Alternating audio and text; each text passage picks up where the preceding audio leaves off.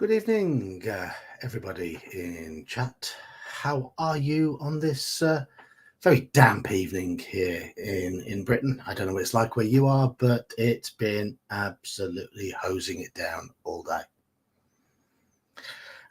Anyway, I haven't got work tomorrow, so I don't care. I'm going to be holed up in my house playing games and running games. So that's what I intend to do tomorrow. So I don't care what the weather's like, to be honest. Hello, Halakar. Hello, Mercurius Olicus. Hello, Iman. Hello, Roland. Hello, Fifky Fan Daniel. Good evening, all. I hope you're well. I hope you're well. You know what it is today? It's Friday the 13th.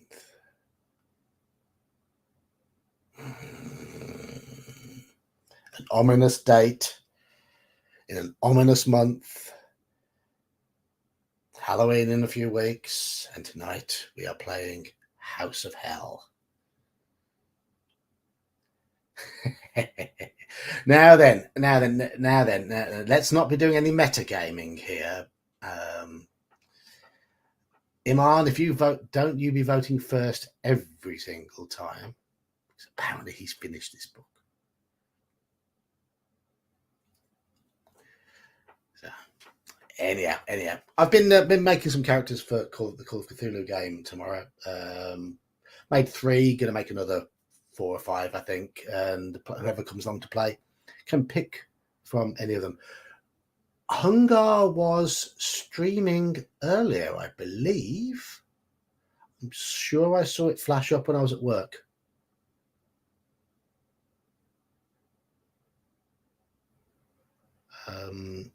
I'm sure I saw Hungar's stream flash up as I was finishing work. He streams at an awkward time for me. His stream is on when I'm locking up my shop, which do more cashing up and locking up and all that stuff at the end of the day. The book is impossible with a fear score of less than 9. Oh, good.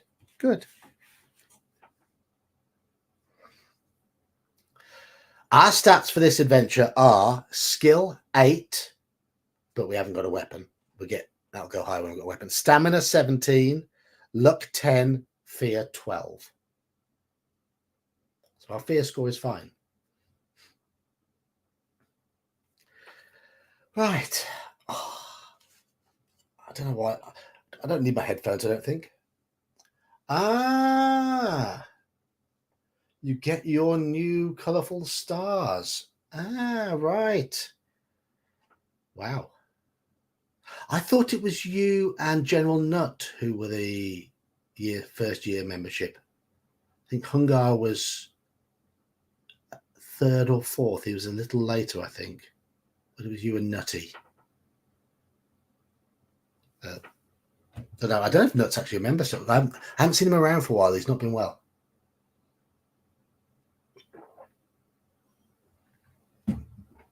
So, but yes, happy anniversary. Happy anniversary indeed.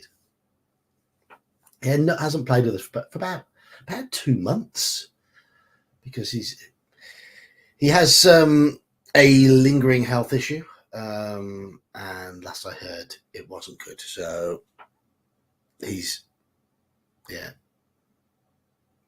think he struggles to stay sat in one place. Painful, so he's trying not to. But that's the impression I got. But I don't know the details. He told me what it was called, what he's got. He told me what he has to take for it, and he told me the effects of it, and none of it's very nice. But I don't know the full details. Wow. Thank you, Mercurius. There's a number of people who've just become members who I haven't got a clue who they are. Haven't got a clue. Have we ever seen Plush Time TV in chat? Think we might have seen Richard P in chat, but I don't know. But thank you, Mercurius. That is extremely kind. Extremely kind.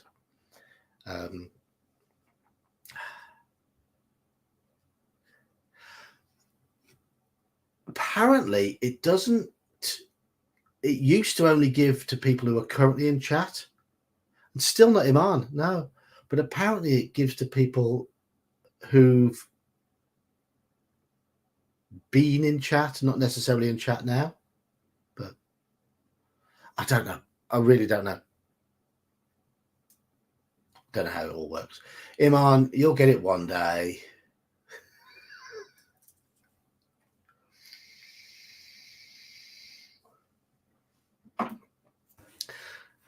Before I start, tomorrow's games, we're going to be running an OSE game in the afternoon, but it's going to be a DCC type funnel. So we're all bringing our dead characters back, and we are going to be playing our dead characters through a deadly funnel with a chance to earn resurrection.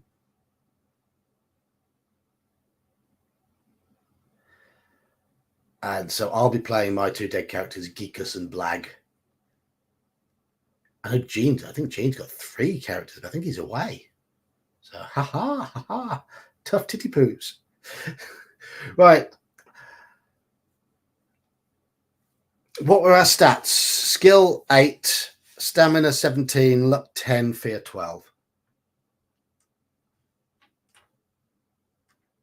Iman, the thing is, have you got, you have to have it switched on so you can receive gifts in channel. I've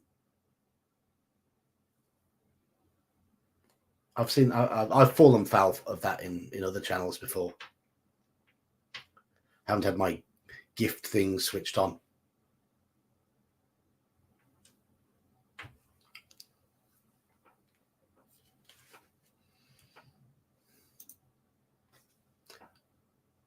Oh, you switched on about a month ago.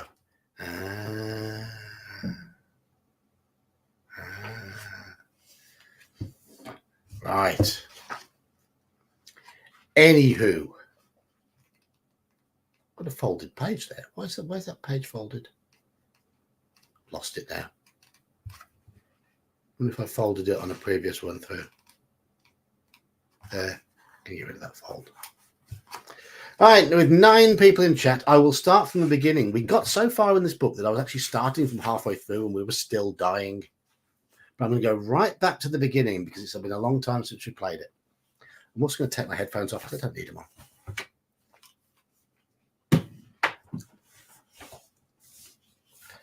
Okay. This is, stamina's a bit low. That's the only issue I can see. This is House of Hell.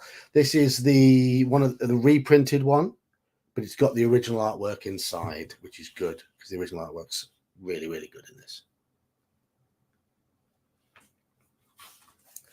The rain spatters the windscreen relentlessly. You can see no more than a watery gloom as you strain forwards over the steering wheel to see the road ahead. Although wipers flap valiantly, they are fighting a losing battle as the rain drives harder and harder. Your foot eases off the accelerator. The headlights struggle to light up the road. Damn! You curse the white-haired old man who sent you off along this bumpy track. Probably he meant the second turning on the left, or even a right turning. The old fool.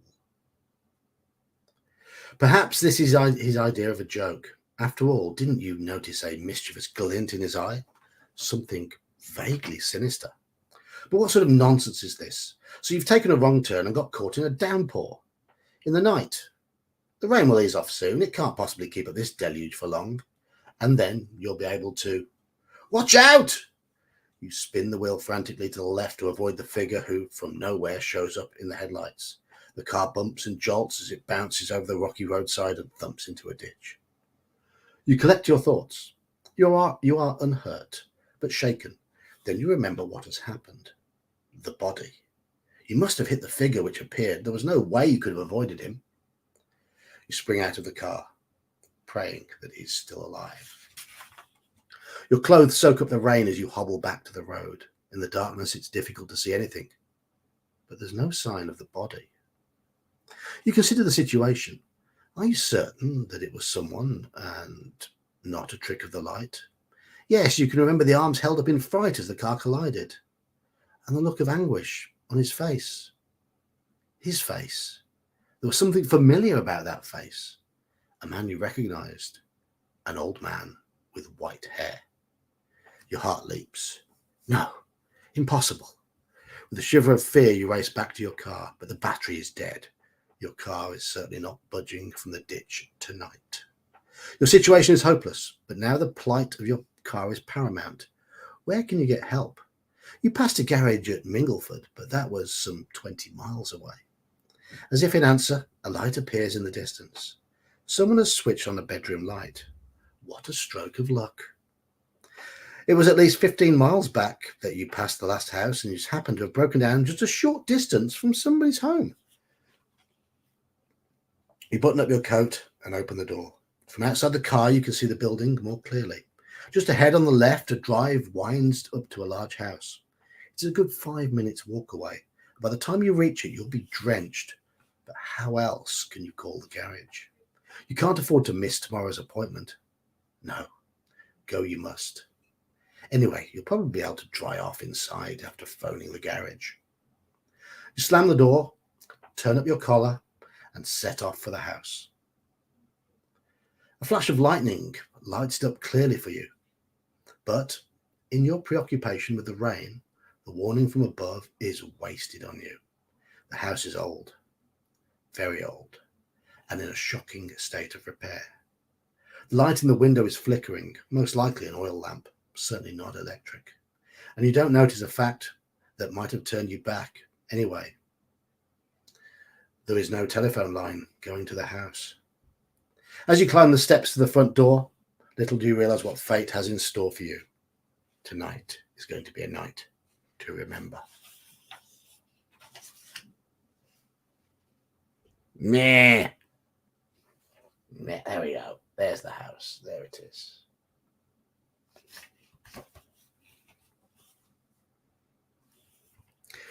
You climb the creaking steps up to the front door and pause to catch your breath. Even though you ran all the way up the drive from the car, you are soaked through. Your feet are particularly wet. Judging by the number of puddles you stepped into in the dark, the drive needs a small fortune spending on repairs. But under the porch, you are out of the storm, and you brush the rain from your clothes before turning towards the door. The rain is still pelting down, but an eerie silence hangs in the air. No lights are on downstairs. You step back off the porch to check the upstairs window, which attracted your attention earlier. Nothing. No lights. The whole place seems to be deserted. But then you remember the time. 5 minutes to midnight. Everyone in the house has probably gone to bed. An owl hoots in the distance, and a shiver runs down your spine. The situation is a little scary. Here you are, in the middle of nowhere, at some strange, run-down old house, about to wake up whoever lives inside at midnight. They certainly won't be too pleased, but you have no choice if you are going to make your appointment tomorrow. You must reach the telephone to call for help. You step up to the front door. From the left-hand side of the house, a dull glow catches your attention. A light has been turned on. You breathe a sigh of relief. At least someone is awake. You consider your options. There's an elaborate knocker in the middle of the front door and a bell pull hanging down to the right. Will you rap the door with the knocker? Will you pull the cord? Or will you creep around the house to investigate the light? Those are your options. We have rap the door with the knocker. So knockers, cord, or light. Those are your choices. Good evening, those of you who've just joined us. We have Dungeon Crawlers level 1, and we also have Squirrel Hermit. Hello.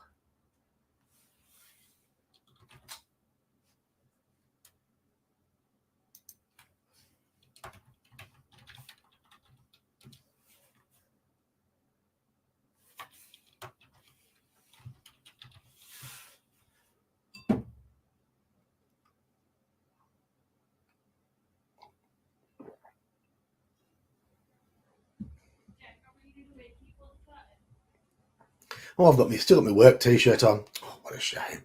Look, in case you forget my name, there it is.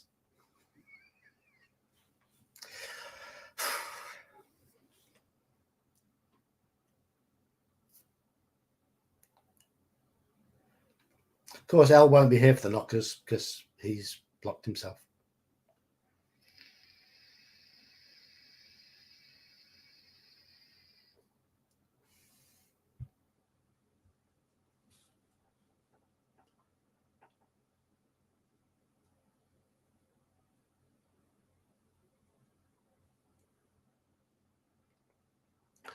Right. So we've got, yeah, it looks like knockers are, yeah, knockers, knock, knock. Yeah, I think Bear must have scared him. It might have been Bear scaring him. It might have been the fact that I used him as a bad guy on one level of my dungeon on a Saturday. And he was a nerdy wizard who was grumpy. And his treasure included a Moldvay basic set, which is causing the town problems because they have to make a saving throw versus spells before they go adventuring to see whether they've wasted tons of money on expensive dice and figures. It's a way of leeching money off the characters. I think there were 2 characters last time who spent about 20% of their total earnings on dice and figures. And the other characters had to go and fetch them from the pub because they're all crowded around the table playing D&D in the pub. Yes, he did turn you into a chicken. So, knockers. 357.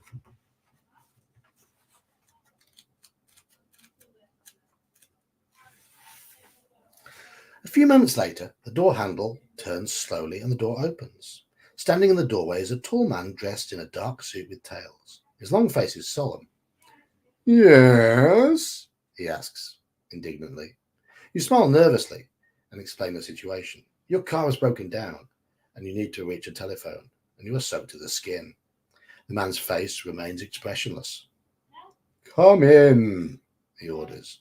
The master is expecting you. Follow me. He leads you into a reception hall and tells you to sit down while he informs his master of your arrival.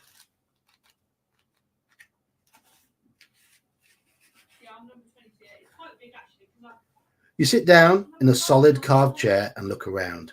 The reception hall is certainly not what you would have expected from the outside. It is elegantly decorated with rich tapestries and fine oak panels. A number of portraits line the walls. A sturdy 16th century table is set against one wall. Will you wait for your host to arrive?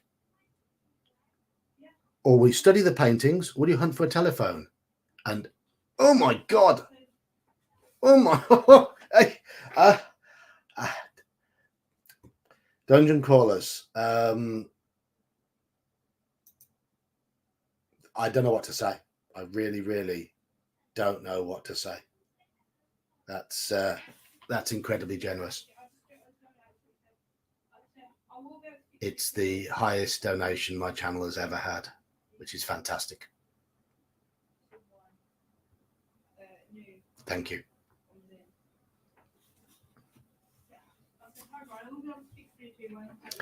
My daughter is on the landing just outside, talking loudly.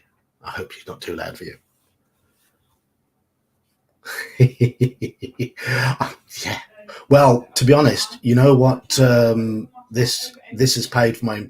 I spent £40 last weekend, on the internet boosters to improve my internet connection, so that it would be a smoother connection on my streams. So that's just covered it. Thank you.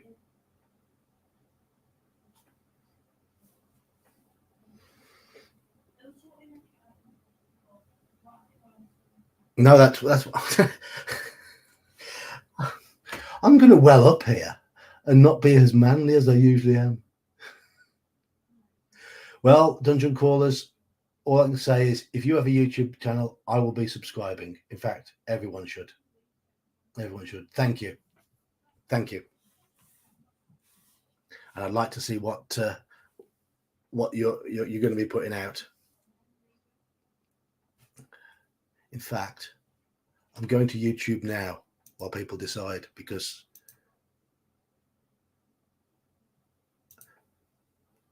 dungeon crawlers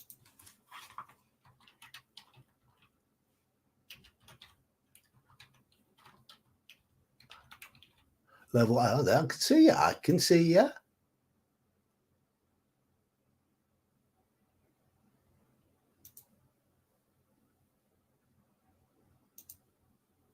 There you go. You got a new subscriber.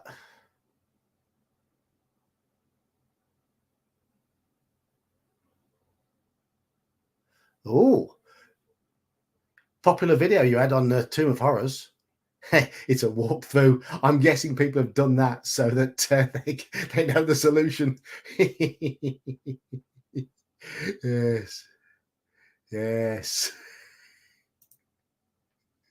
Beckney's good. There's nothing wrong with Beckney. It was my first game. I mean, I know I play OSE now, but I started, my first set was the Mensa basic set. I got that and the Moldvay Cook expert book. It's obviously two different versions, but it didn't matter. I didn't realize they're only different. It was around my 12th birthday in 1983.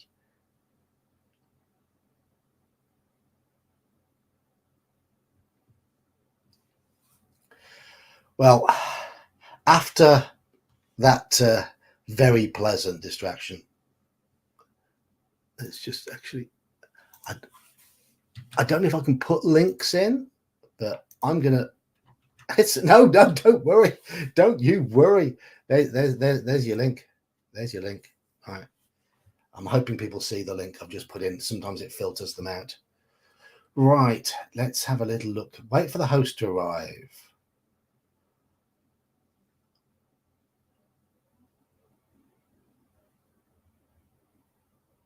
Wait for the host to arrive. Check the paintings. So let's go through these other ones. We've got wait for the host to arrive, hunt for a telephone, or study the paintings. Those are our choices. I'll be checking out some of your videos tomorrow morning while I'm making Call of Cthulhu characters for the game in the evening. I reread the adventure while I was at work today when I should have been working. And I've got some ideas for slightly adapting it compared to last time I ran it.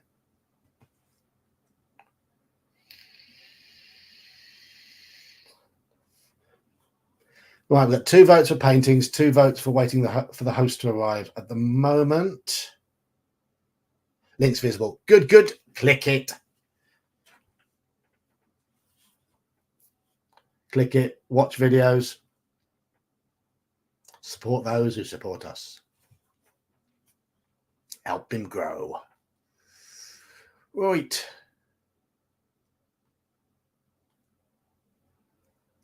Okay, we've got 3 people going for the paintings, 2 going for the host. I'm going to give you a little bit longer to vote because we all need to calm down from that distraction.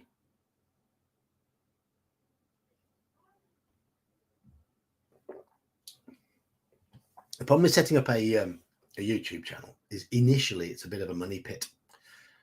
And then when you do start earning, you think, right, I'm going to earn loads of money. And then you realize ad revenue is pitiful. And but you do get some bits and pieces. You do get some nice little bits and pieces. And most of my Fighting Fantasy collection now has been paid for by donations. So that's great. Hello, Ken. How are you doing? What indeed? What indeed? Well, I've got 4 votes for paintings, 3 votes for waiting for the host to arrive, no votes for hunting for a telephone. 30 more seconds.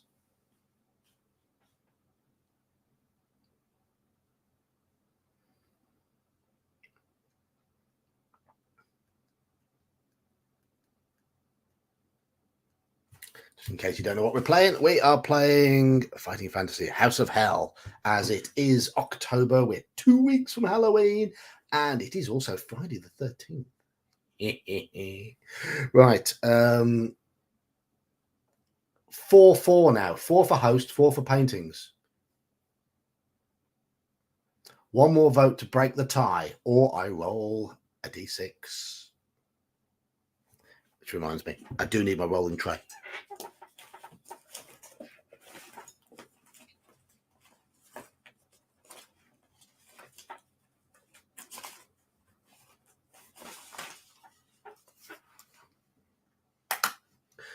Rolling trays are, yeah, you off you go then. Off you go then, Ken. Break the tie. Rolling trays are really useful when running these sort of books. Yeah, I know what sort of rolling tray you're on about, Iman.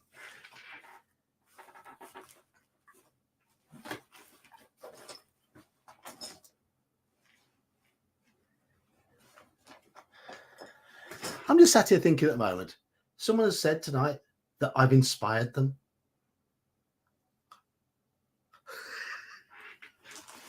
I've never inspired anybody in my life before. It's mad. It's mad. It's mad, I tell you. Right. Ken says paintings. We're going to go and look at the paintings.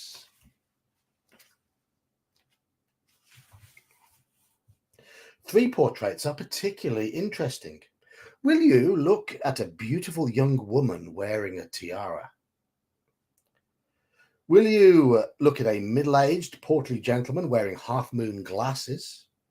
Or an elderly woman with grey hair and a cold expression? My kids like to do the opposite of what I do. I grew a goatee beard a few years back, and my son looked at me and went, "Oh, Dad, I wanted to grow one of those when I was older, and I can't now."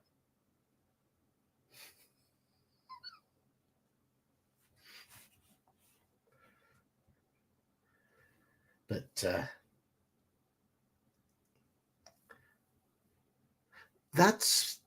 yeah, thank you. Yeah, yes, Kelsey. I am aware, and of course, we've got a good group of people playing every weekend now.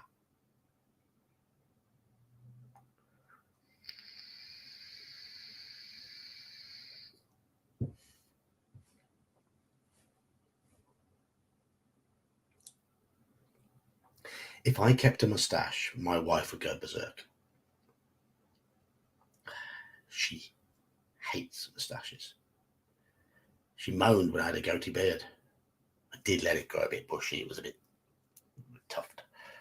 But it's all, it was weird because it doesn't grow straight down. It curls to one side. So it was sort of curling out.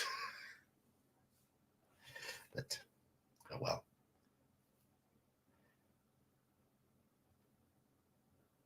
People said I should turn my head upside down. Because I had no hair on the top. And I sprout quite well under the chin.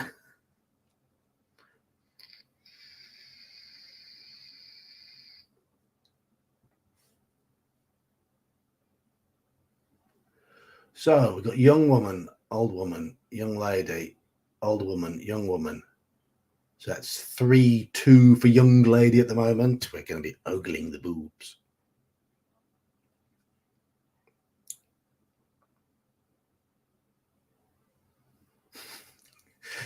You do the opposite to your father. Four for young lady so far.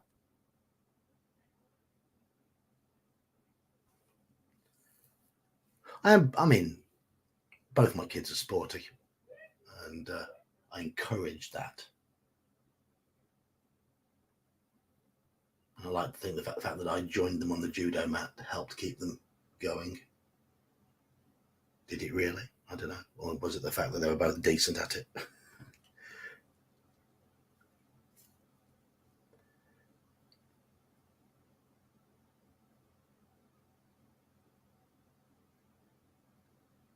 Okay, we're going for the young lady. Beautiful young woman wearing a tiara.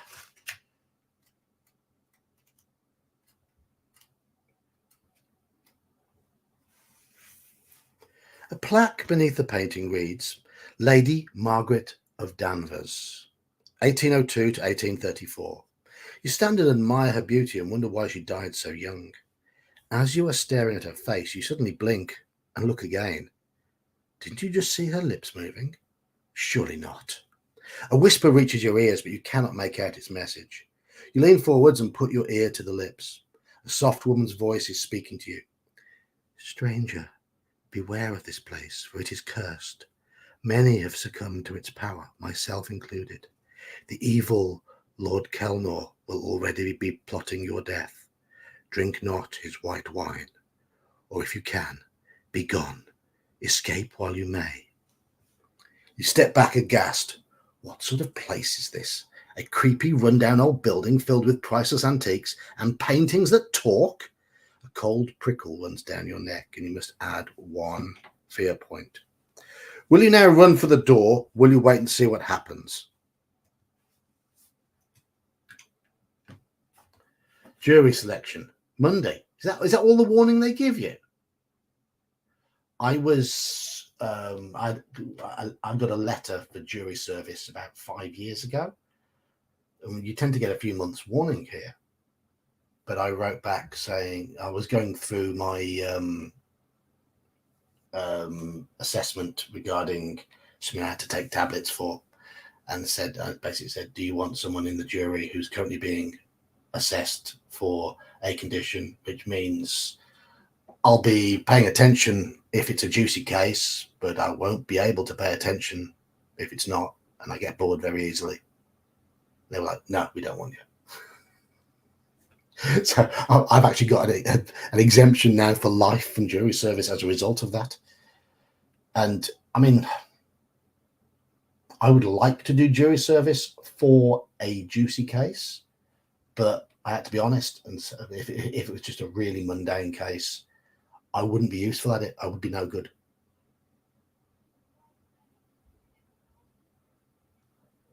Right. Iman says wait and see. Squirrel says run. Roland says run. All right. 2-month warning. That's fair enough.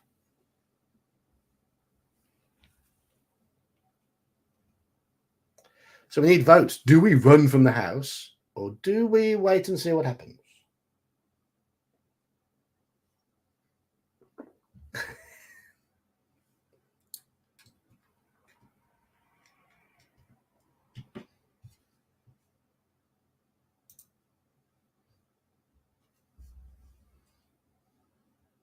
My wife was called up for it a year before, and she got quite an interesting case, but it was a very frustrating one. Very, very frustrating one. They ended up with they were unable to come to a decision because there were 2 or 3 on the jury who refused to listen to anything. They'd made up their mind beforehand, it seems. And my wife was like, she said she was really embarrassed when they gave the verdict to the judge, and the judge seemed very frustrated. And it turned out that the people in the dock had got multiple previous convictions for the same offence. So she was furious. Okay.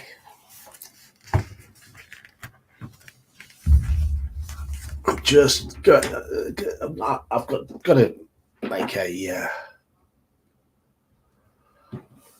right. So we have wait or run. 1 wait, 1 run, 2 run. Halakar says go for the door. Run. Jeb says wait. And we have a change of mind.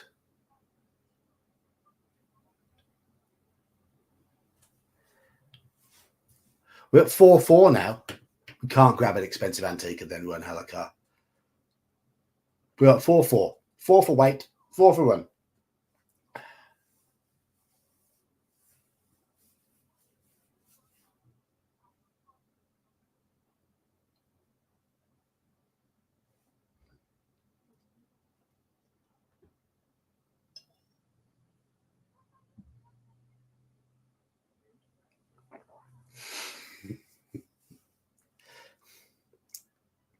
No, they wouldn't want you on that panel. No.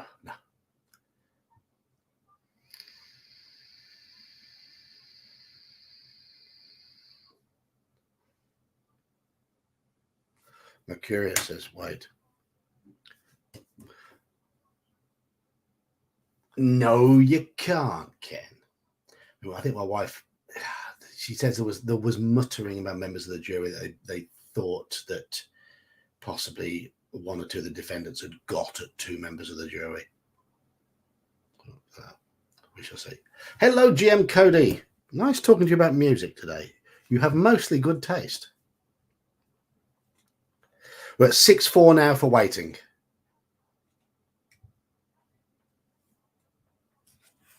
So we wait. You've had long enough to vote.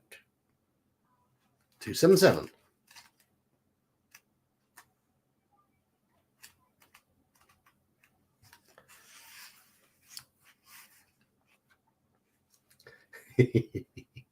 No, he posted a link to my least favorite Cure song. I love the Cure; they're one of my favorite bands, and but the song he chose was my least favorite Cure song of all. It's overplayed. So yes, it's good to like the Cure, but I'm sorry, Friday I'm in Love is a terrible Cure song. There were 3 albums from 80 to 82, 17 Seconds, Faith, and Pornography. And those 3 albums are magnificent. Then they started to wobble a little bit before coming back strong with Kiss Me, Kiss Me, Kiss Me and Disintegration, in my opinion. Love Cats was a decent track, but I prefer the B-sides in the Japanese Whispers compilation. The B-sides section I prefer to the singles in that one. The Upstairs Room, good track. Is it Lament as well on that one? So that's a good one, I think. Anywho, I'm going to read. Footsteps. Someone is coming. The tall man you met earlier walks in, opening the door for another tall man dressed in a purple smoking jacket.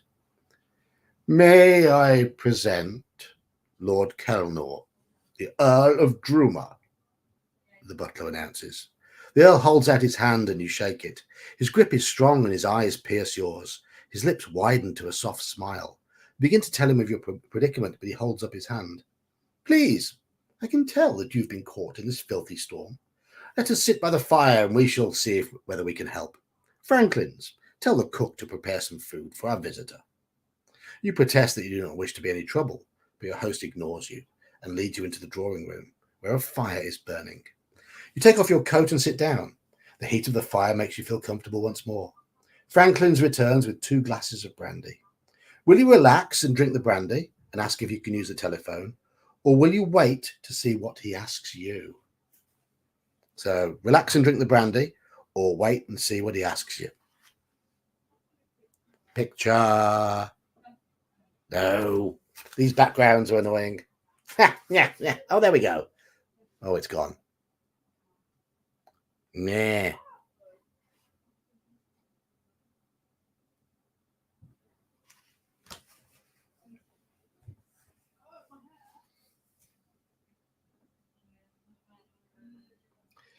Yes, I love Nirvana. Smells Like Teen Spirit is my favorite song. Tell me you're not a Nirvana fan without telling me. Yeah. So when I say I like Nirvana, Negative Creep is my favorite Nirvana song. And they look at me and go, oh, never heard of that one.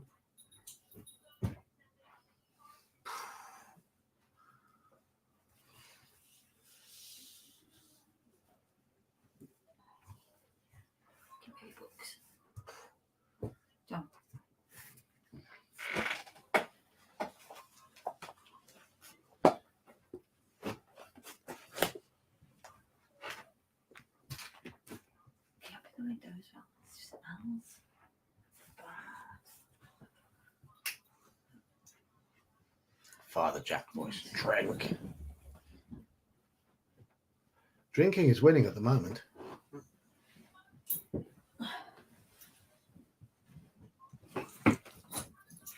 Hey.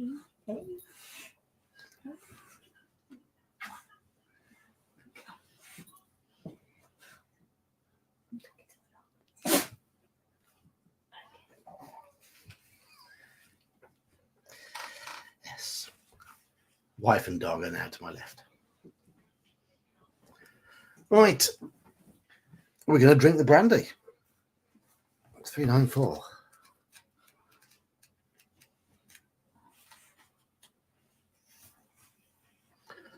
Oh, hang on. Some late votes there. 1, 2, 3, 4, 5.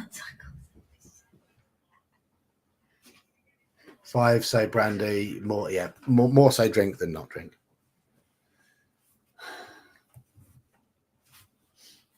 Yes, Bleach was a raw album. The fire and the brandy warm you, and you begin to feel more relaxed. You may deduct 1 fear point. Super duper. You explain to the Earl what happened on the road, and that you would like to use his telephone to call the local garage. I'm afraid our telephone line came down tonight in the storm, he replies. We'll have it repaired tomorrow morning.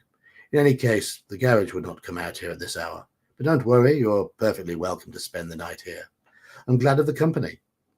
Tomorrow, Franklin's will take you into town. Ah, here is Franklin's now. The butler comes back to announce that a meal is ready, and you both rise to go into the dining room.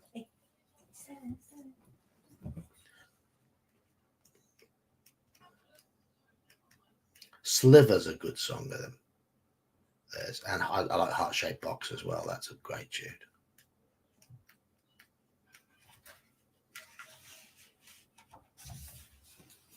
But of course, their best album, in my opinion, now that I'm old and more refined allegedly, was the Unplugged. The last song on that, Where Did You Sleep Last Night? And Lake of Fire. Great, really good.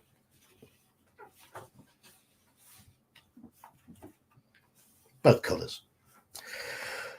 The dining room looks magnificent. A long table stretches between 2 fine chairs and is laid with gleaming silvery cutlery. A rich red wallpaper covers the walls, and the room is lit by a sparkling chandelier, bristling with candles, which hangs from the ceiling. You take your seat, and the butler moves behind you to offer you wine. Will you take white wine, or will you take a red wine? White or red?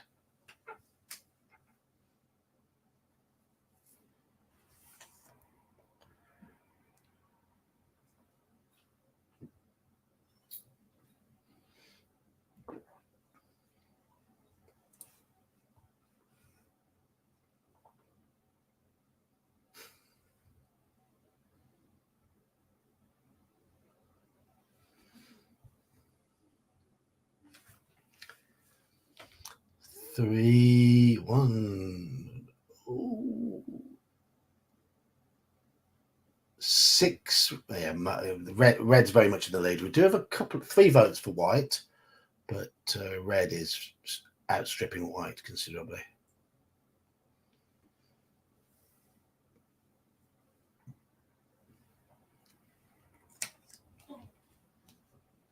Red wine it is then.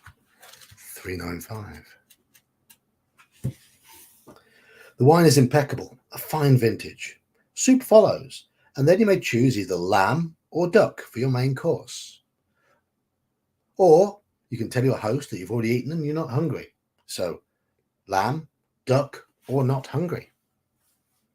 If you look at on YouTube at the footage of Nirvana playing Reading in 1992, the Reading Festival, I'm one of those faces in the crowd somewhere. There were thousands of us.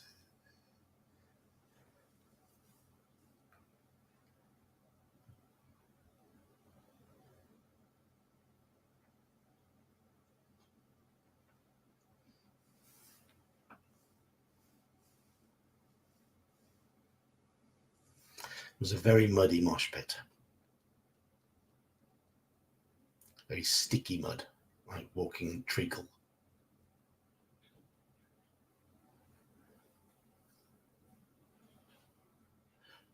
So, Imam, what are you voting for here? So you prefer lamb, but hey ho. 1, 2, 2 lamb, 2 duck, 3 duck. 1, 2, 3 no food.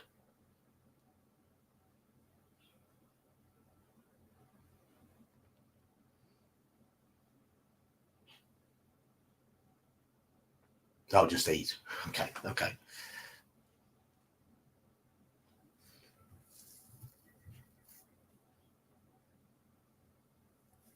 I think we're pretty much even 3-3-3, aren't we, at the moment?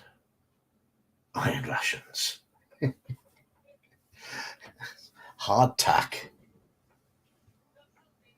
I haven't. No, Ken. Is it good?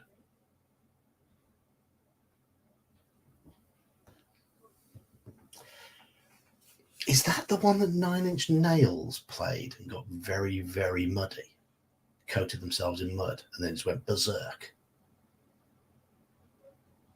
So I'm sure I've seen footage of Nine Inch Nails from around Woodstock too.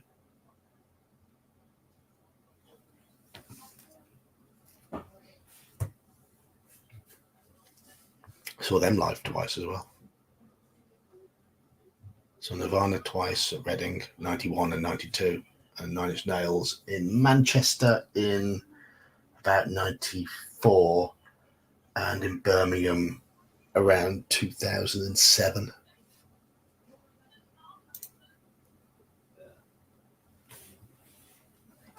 I think Lamb is just about winning now.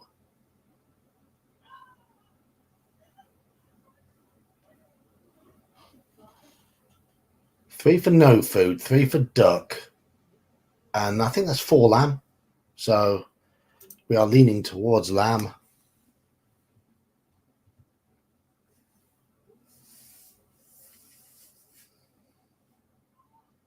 Yeah. I would have liked to have seen the Portishead one with a full orchestra in New York. I think that would have been wonderful as well. Live at Roseland or something like that.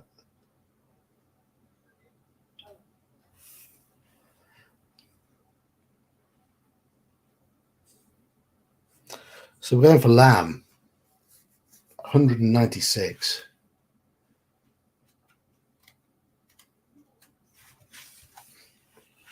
A rack of lamb is brought in on a silver platter. The smell is delicious. You both start to eat and talk. The Earl asks you about your job and your reason for being in such an out-of-the-way place in the middle of the night. In turn, he tells you about himself and his family.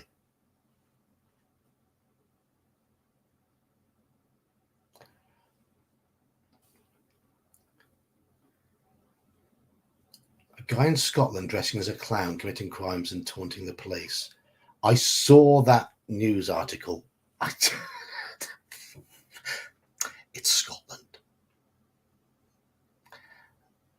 They like their drink.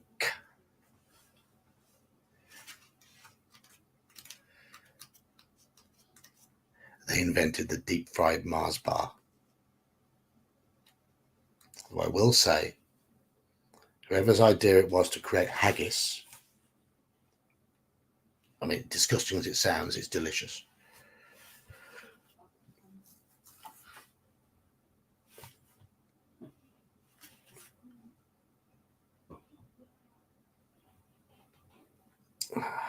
Yeah, I've read that. The Earl of Drumer is the last survivor of his family. His estate stretches for miles around the house.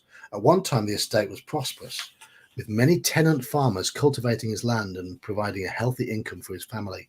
But things started to change. His sister died at the age of 32 under mysterious circumstances. She was found dead in a clearing in the woods with strange marks on her neck. News travelled fast, and the ignorant peasants started muttering about witchcraft and black magic. In their eyes, the house was cursed. Pure superstitious nonsense, of course. But gradually the farmers moved to new pastures, avoiding the estate. By now you have finished your meal. Franklin's returns to offer you fruit, cheese, coffee, and brandy. So, what will we have? Fruit, coffee, and brandy, cheese, coffee, and brandy, or just cheese and coffee? So, fruit, coffee, brandy, cheese, coffee, brandy, or just cheese and coffee? Those are your choices.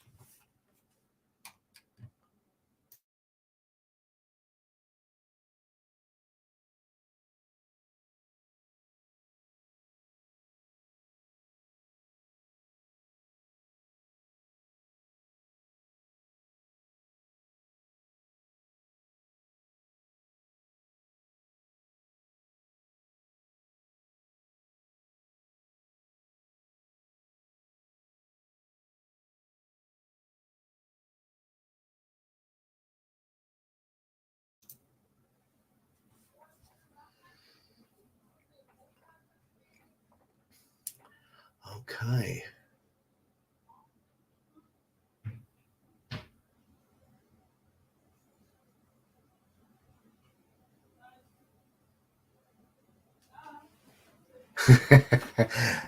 Listen to him on. Listen to him on. Hello, Christopher. If any of you want to change your vote, you're more than welcome to. But listen to him on.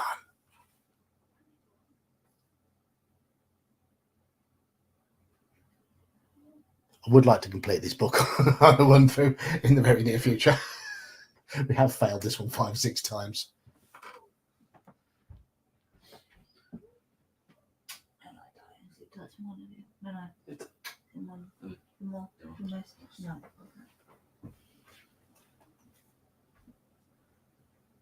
Eating nothing's not an option, Christopher. Eating nothing is not an option.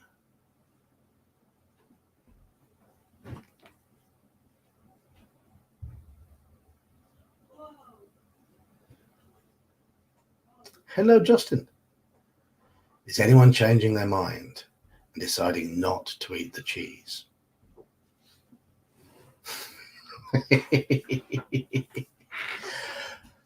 I understand. Basically, the cheese is a. If you go down the cheese route, I don't think you can do the book.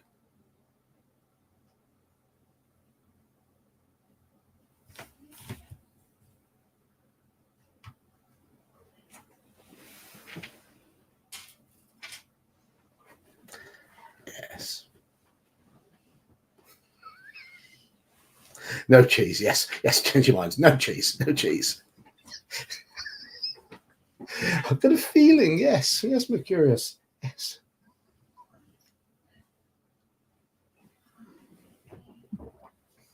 Right. Fruit, coffee, and brandy, then. Not the option without cheese.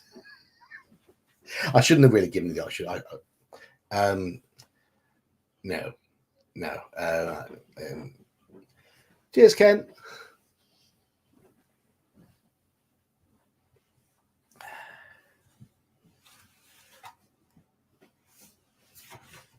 No, the cheese basically makes you sleep through an encounter that you need to have. Franklin's brings them to you, and you finish off your meal. Well, my friend, says the Earl, you must now be quite tired. It's well past midnight. Franklin's will show you to your room. You thank him and follow the butler out to the dining room. This way, if you please, he says, as he leads you up a magnificent wide staircase with carved wooden banisters. A landing at the top leads to various different rooms, each with a name plaque on the door. He takes you to one which reads Erasmus Room and opens the door, wishing you a good night's sleep.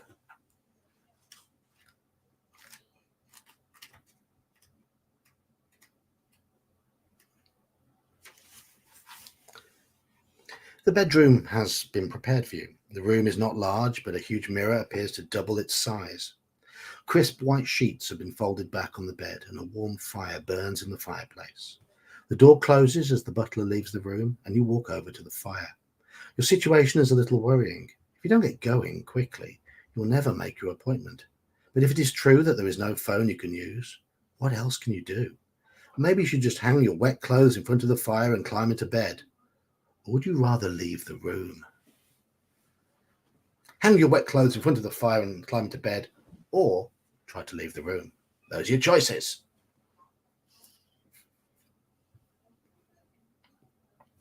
Cheers, Halakart.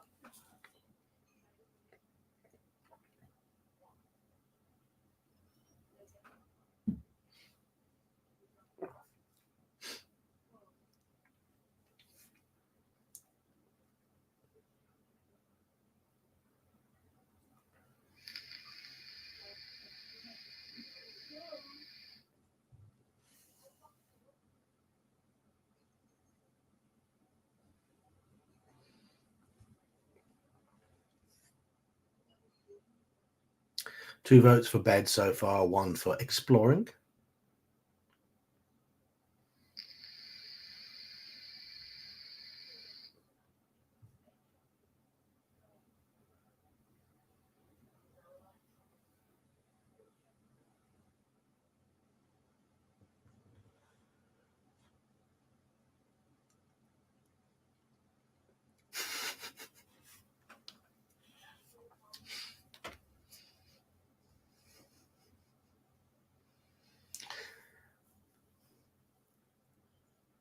don't think that's an option, Christopher.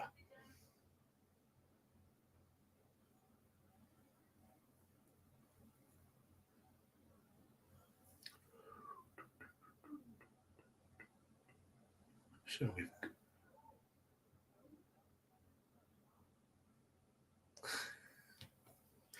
Why did it take you so many attempts to finish your mind? Might as well say now.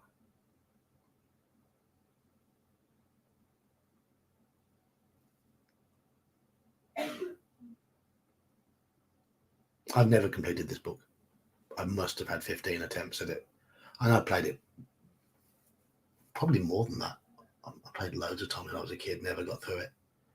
And we've done it. I think this is about the 5th or 6th time on stream. Failed. And I tried playing it once or twice in between streams and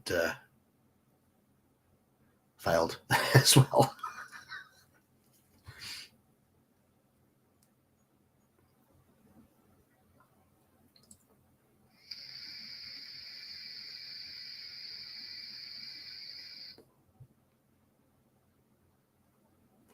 It's definitely one of the hardest books. There's an internet ranking somewhere of the books, which one's the hardest, and I think this one features on the list. I think Caverns of the Snow Witch is on there as well, and Creature of Havoc, both of which I've got.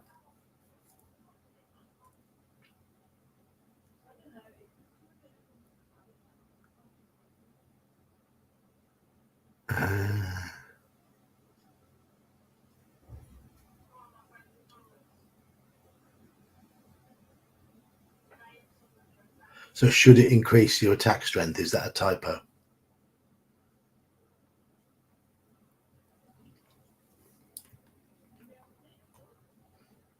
Right, let's go exploring. Let's go exploring. 59.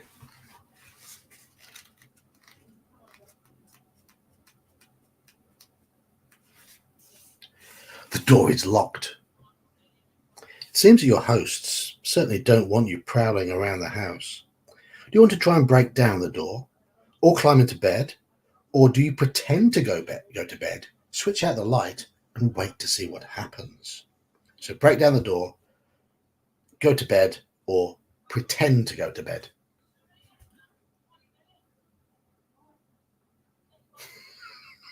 I don't think I've ever got to that point.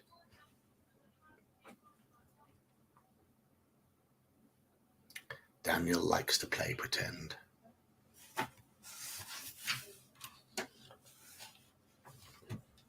Iman reckons we should try to open the door.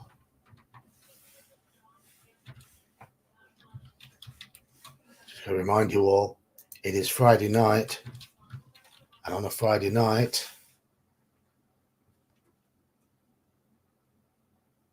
Daniel wants you to call him Kelsey.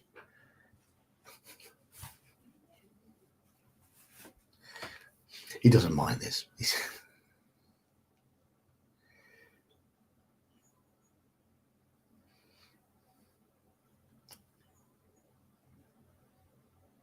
I'm going to put out the thing I often say as well. If you want your own little message on Stream Elements, just let me know and I'll put something in.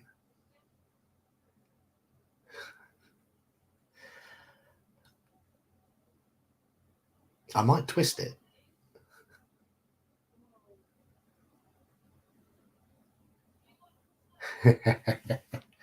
Good evening. You off then, Cody? You off?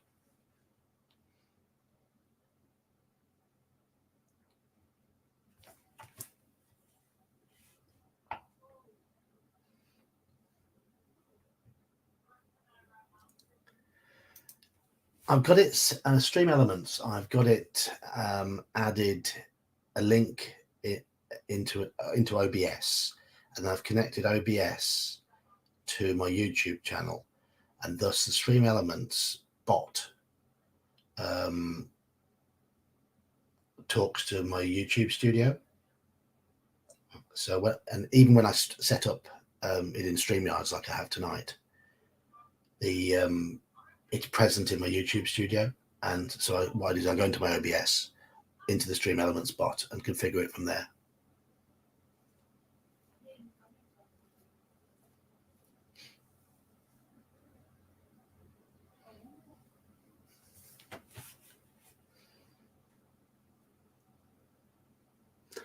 So, pretending is winning. Pretending to go to bed, even with a change of vote. We're at 3-2.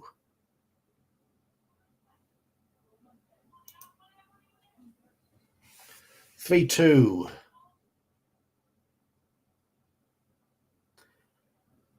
Well, no, I have to put it in. I have to type it in. And I can't promise you the phrase will appear exactly as you want it to.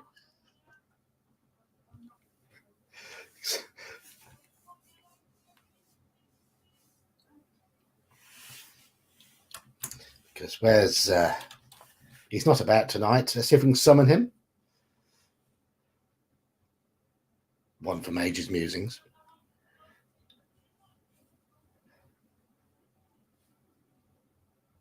Then, of course, there's the one for Bear as well.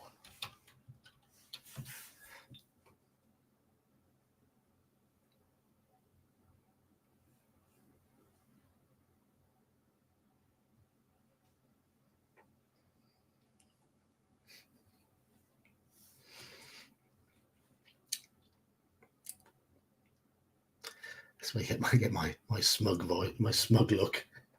It's my sense of humour. Right, so we are pretending. Okay. 63. You wait in the darkness.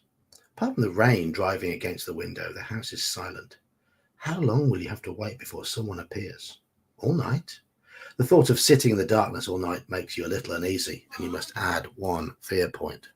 But then you hear a shuffling noise in the corridor outside your room. Turn to 158.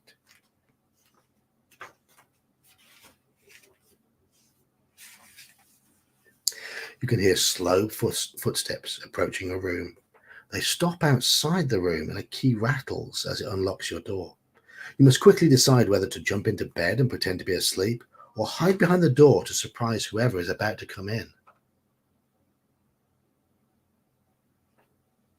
So, do we pretend to be asleep or do we hide behind the door to surprise whoever's approaching? Hello, Keldin.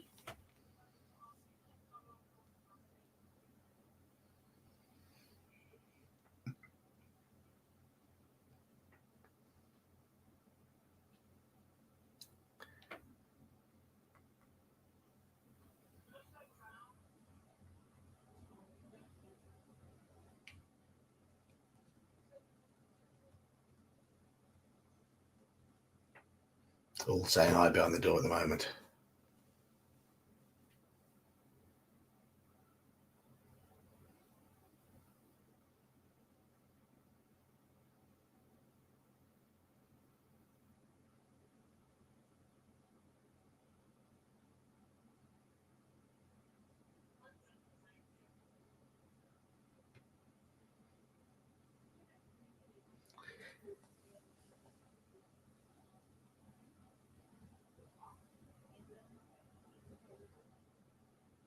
Any more votes? Anyone else want to vote? Hide behind the door or pretend to be asleep? 5-0 though at the moment for the door, so that looks like it's going to win. But there are 15 people in chat, so we've got 10 lurkers. There's occasionally flicked up to 16. If it flicks up to 16, well, it's just dropped to 14. People bouncing in and out. All right, I'm going for hide. Yeah, okay. Hide it is. 373.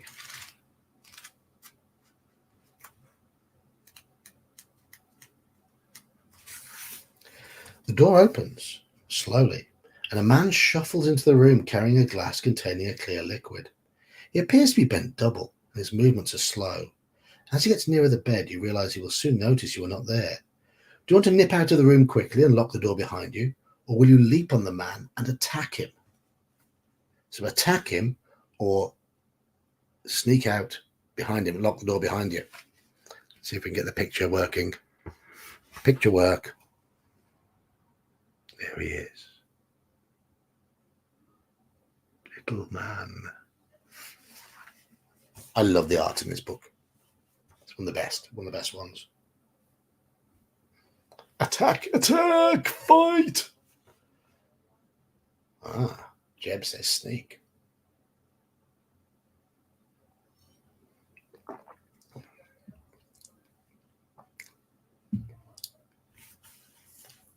If in doubt, bash it with a mace. Is that right, Daniel?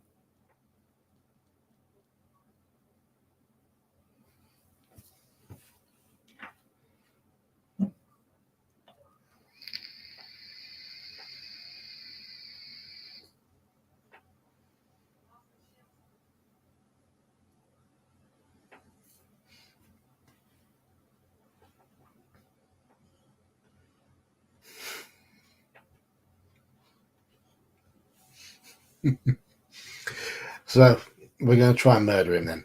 Okay. 399. Your visitor is a hunchback, and he is both surprised and frightened as you leap on him. Resolve your battle. Okay. We are going to have the nice red and white dice. He's going to have the orange ones. Our first dice rolls. And first round. Oh, thank you. Yeah, I know it says when you reduce his stamina to 4 points or fewer. Look at that. Who is Frauditor UK? That's a worrying one.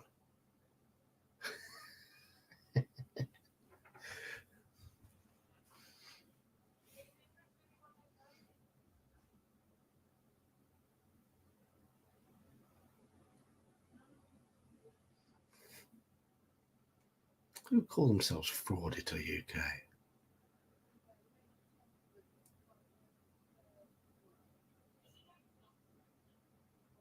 Okay. But thank you, Daniel. That's wonderfully kind.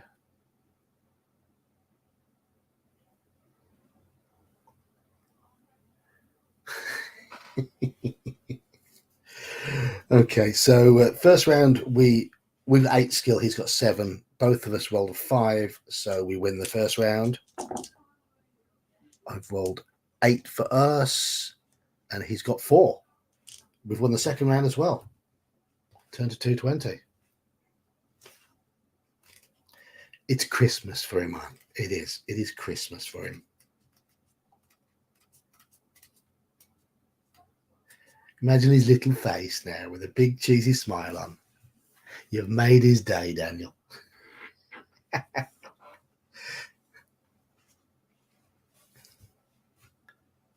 And of course, Roland's happy as well. Roland's happy as well. Okay. Yeah, Eid for you. I know. Yeah. That's fair enough. That's fair enough. The poor, miserable creature pleads for mercy. He is such a pitiful sight that you step back as he grovels on the floor. He will do you no harm and thanks you continually for sparing his life. Do you now wish to leave the room, locking him in behind you?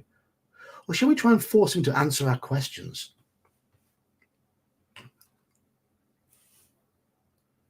Read the full page. Why read the full page?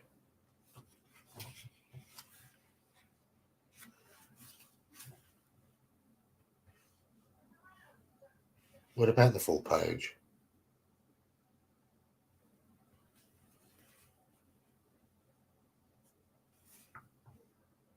I know that's the last page of the book, but I'm not gonna read the bottom bit because that's that's when you win the book.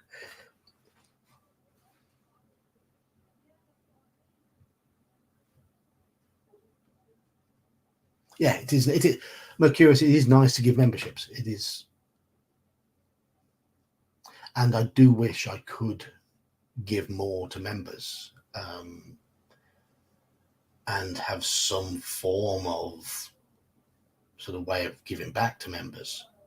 But I keep trying to find the time to type up my Call of Cthulhu adventure, for example. Haven't got it at the moment. I'll have a look into emotes. I don't know. I'm not very technically minded, so I don't know much about them. It took me a while to get used to OBS.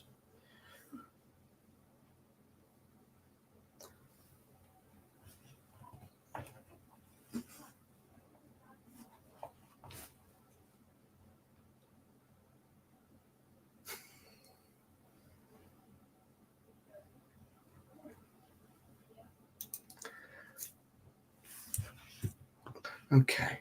Try and force him to answer questions.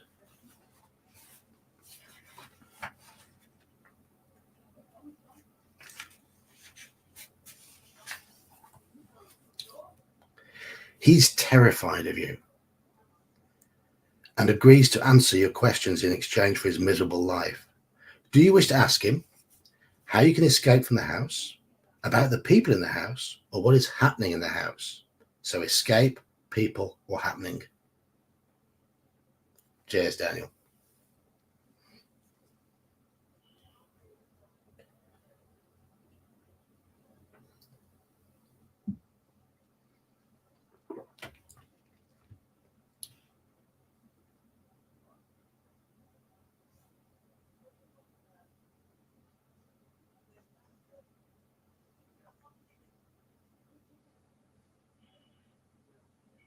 People, happening.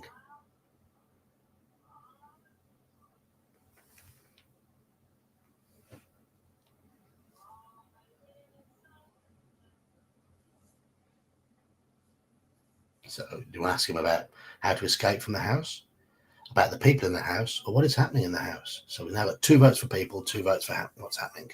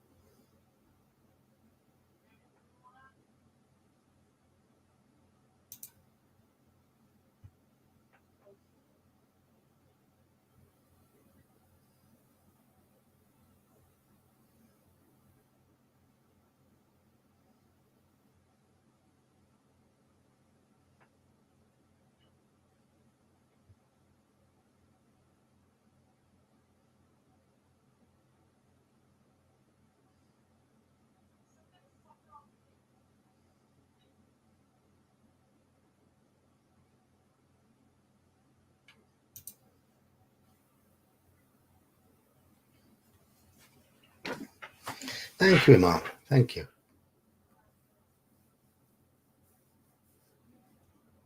No problem. No problem.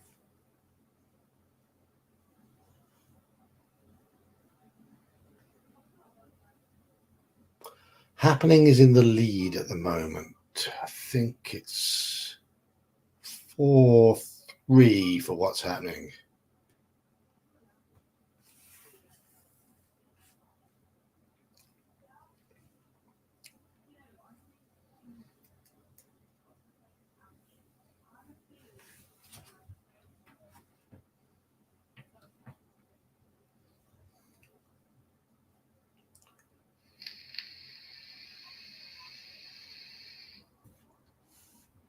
Okay, that makes it 5-2.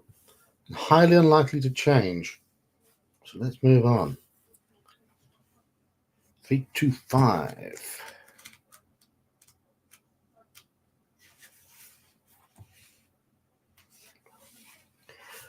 What is happening? He asks. But surely you know. Is that not why you are here? Tonight, Brother Isaacson is to receive the Master's blessing. Your quizzical look takes the hunchback by surprise. He realizes he said the wrong thing. You are not one of the Master's friends, are you? A curse on me! I should have realized, he moans. The master will punish me for this. I must warn him. He hobbles towards the door to try to escape, but you are too quick for him. You force him out of the way and spring outside the room, locking the door behind you.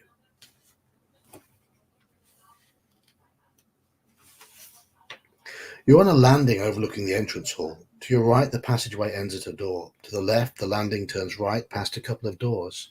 Shall we go right or shall we go left? Up to you. Right or left?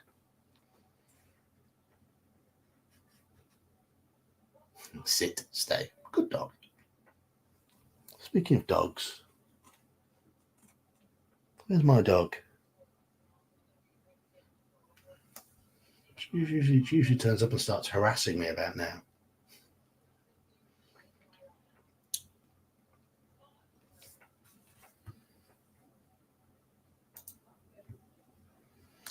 So, 5 left so far and just 1 right.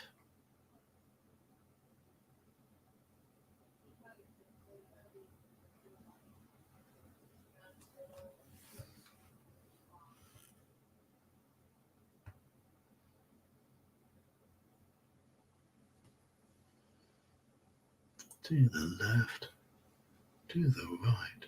Step it up, it's all right.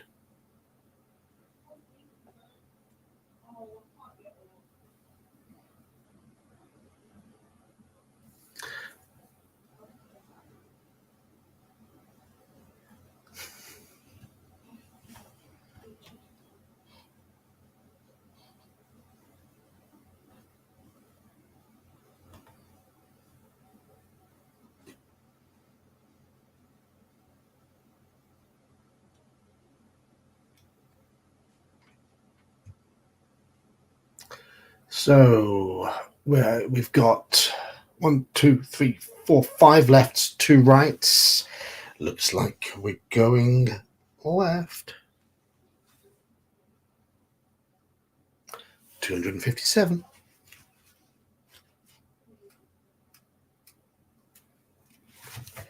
You consider your best plan as you walk down the passageway. You turn right along the landing, left on the passageway, then it turns right on the landing, and 2 doors are on your left.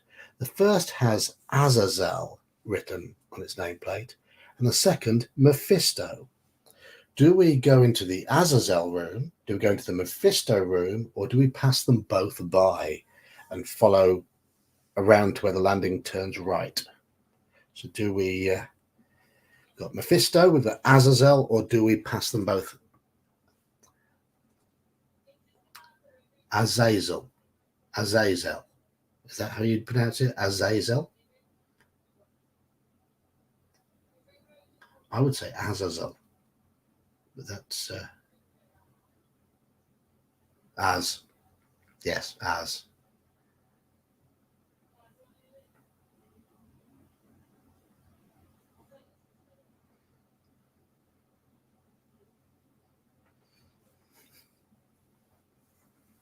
It's AZ.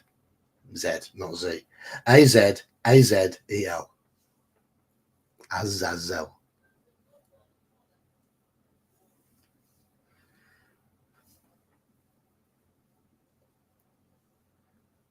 I know it's an actual name, but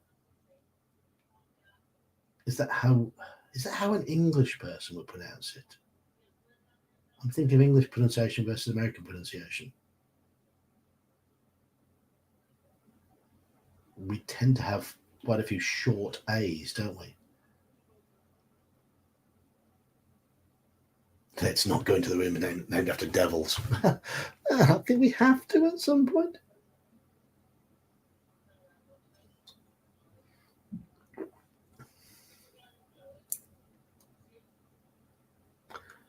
So Iman says Azazel.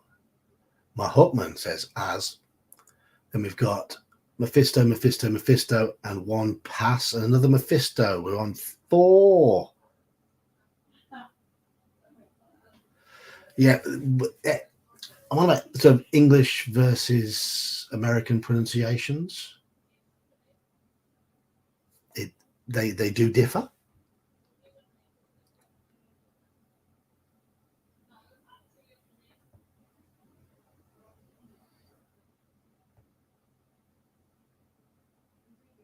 I have no idea how a Scotsman would pronounce it.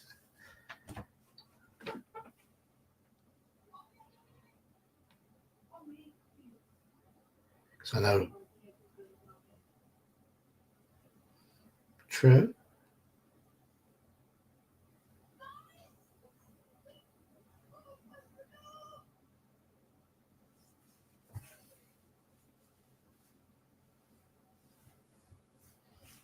Sounds Hebrew, maybe. I would guess.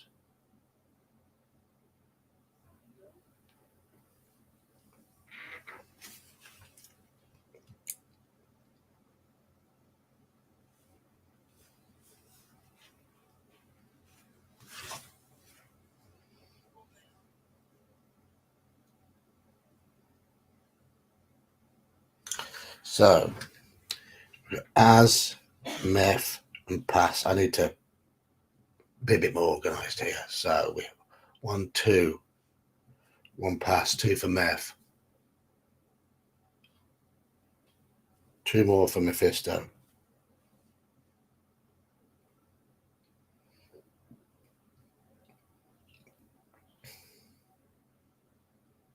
Two more for Az. It was your first wife, Daniel. Yeah.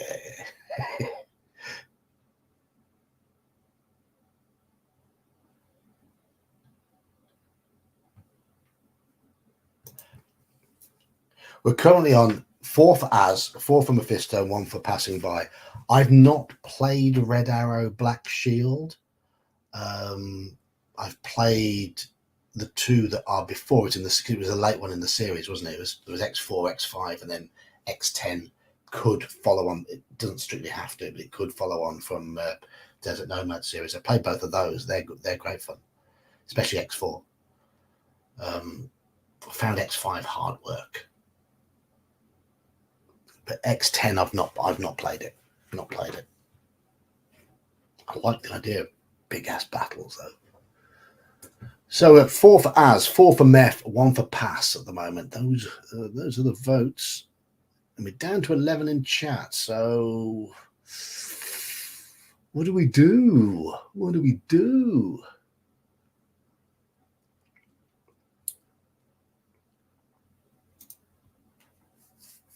I haven't even got it. I've got the other 2 in the series. Or rather, I had them years ago when I was a kid.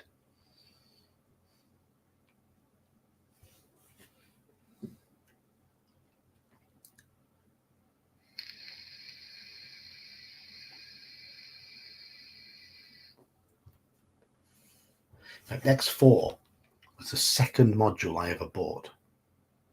It's the first one I ever bought, second one I ever owned. X1 was the first one I had because it came with my expert set. I had the Mensa basics, it didn't come with a module. I bought X4, I bought X5, and then I bought U2, not realizing it was really a different game. I imagine it is expensive now, yes.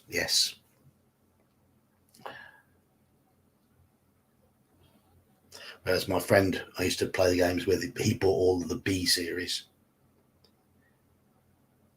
I started buying AD&D modules after that. Bought G123 was my next one after U2. What did I get after that? I think it was D1 and 2, which I've still never run. Never run D1 and 2. So people can't get through G3.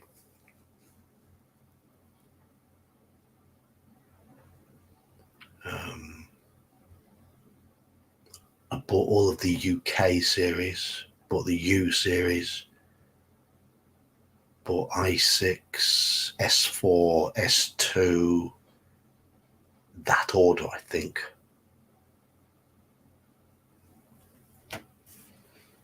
very close to that order. Bought some rubbish along the way as well. Bought one of the Conan modules. Oh, they were dreadful. They were awful. Oh, when did I buy N1? Bought that early as well. Anyway, we haven't decided. We're still 4 votes for Azazel, 4 votes for Mephisto, and 1 vote for passing the doors by. We still haven't decided. Am I going to have to roll? Shall I roll the goodly, saintly, white, pearlescent D6?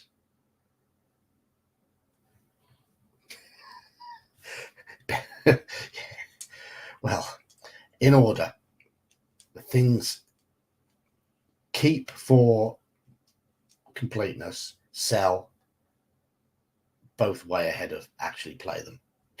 They're awful.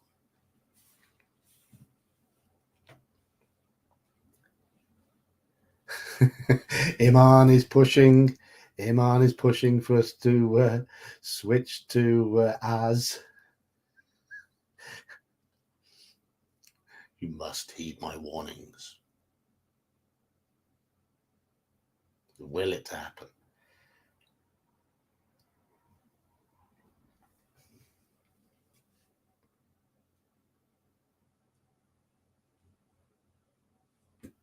Is anyone going to change? We're a long time on this one. Are we going to trust the? Okay, right. 2 votes for switching to Az. Okay. Turn to 358.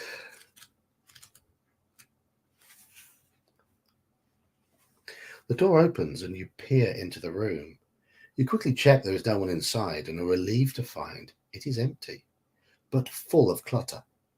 It seems to be a crude scientific laboratory of some sort. A brass telescope points through the window towards the sky. Charts and mathematical tables are pinned to the walls. A human skeleton hangs from a hook, and a bench is covered with glass vials and apparatus. They look like priceless antiques, and they were probably all made in the last century. Do you wish to investigate the room further, or would you prefer to leave?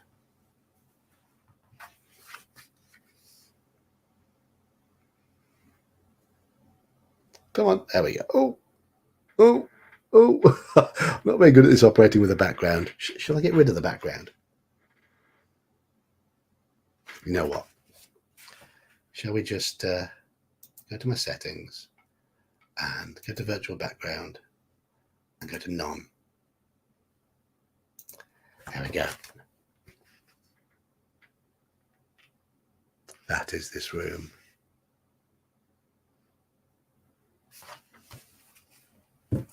Investigate. Okay. 117.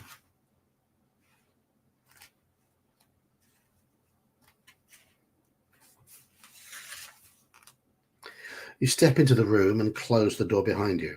A squeaking noise from one corner makes you jump, but when you walk over, you are relieved to find that the squeaking comes from 3 rats in a cage. You keep your ears peeled for sounds of visitors as you investigate the contents of the room. Shall we look through the drawers? Shall we examine the liquids in the glass vials? Or shall we look through the cupboards? Drawers, glass vials, or cupboards? You can see it is dark outside here in damp Birmingham, UK.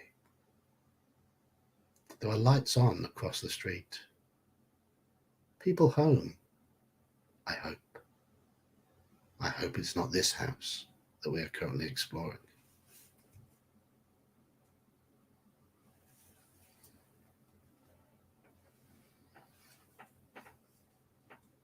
All right. 2 votes for glass vials, 1 for cupboards, 1 for look in the drawers. Okay.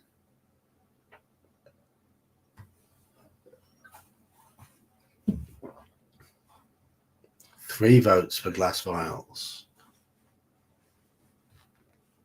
1 for cupboards, 1 for drawers.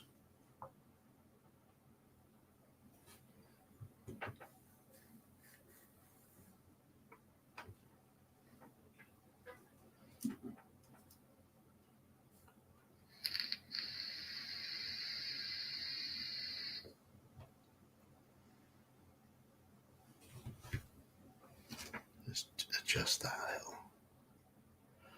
3 votes for glass vials, 2 for drawers, 1 for cupboards. Hello, Daniel. We have a choice of 3 here, Daniel. Do we examine the glass vials?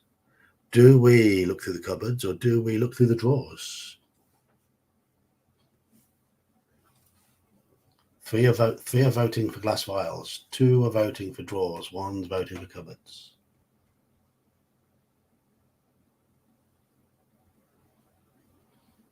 "30 minutes of stream to go."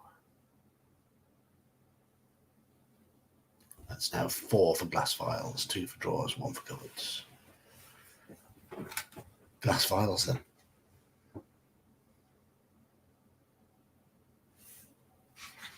Oh, that's 3 votes for drawers. I'm going to pause a moment. 4 for vials, 3 for drawers, 1 for cupboards.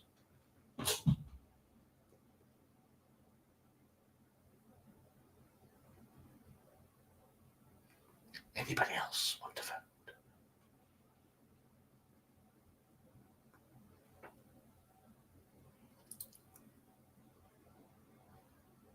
No? No? Okay, we're sticking with vials then. Vials it is. 3, 4, 1.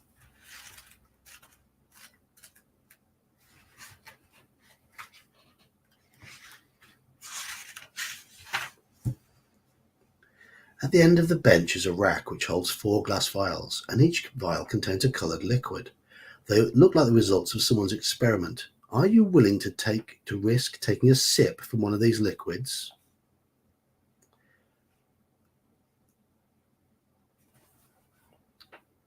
We have green, red, clear, yellow, or we could change our minds and go for drawers or cupboards. So 6 choices here: green, red, clear, yellow, drawers or cupboards.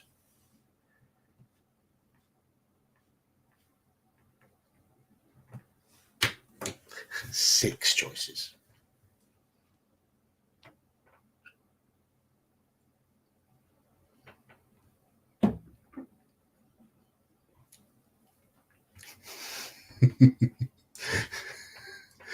Yes. Yes.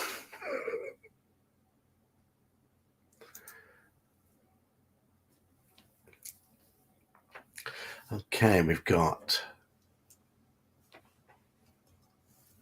a red, 2 yellows, and a green so far. And 3 yellows. Why is yellow the obvious choice? Is it custard? The green one will be green slime. The other one will be custard. Red will be blood, and clear will be wee.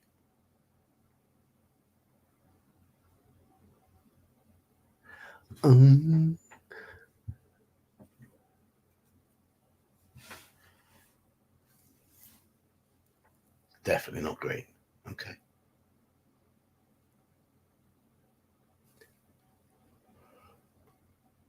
Ooh.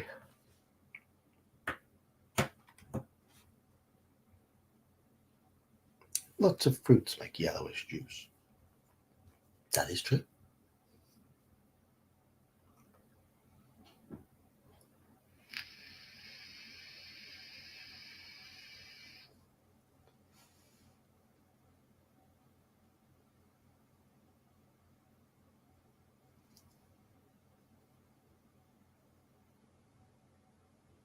Clear could be lemonade. Or just soda water. Could also be gin.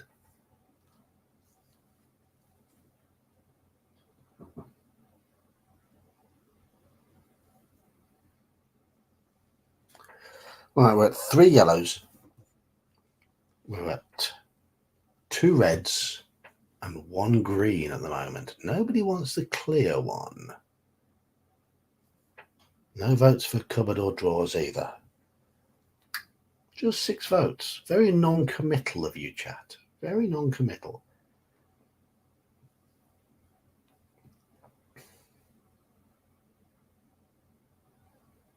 Shall we shake the clear one, see if it's got a little bit of fizz to it? Oh, the curious wants to go for the clear one.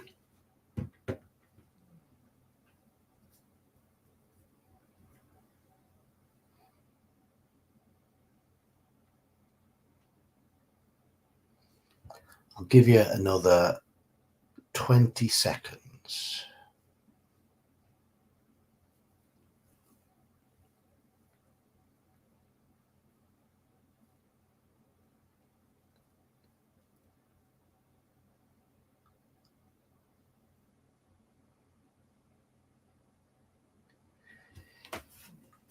Okay, it's the yellow one with 3 votes. 161.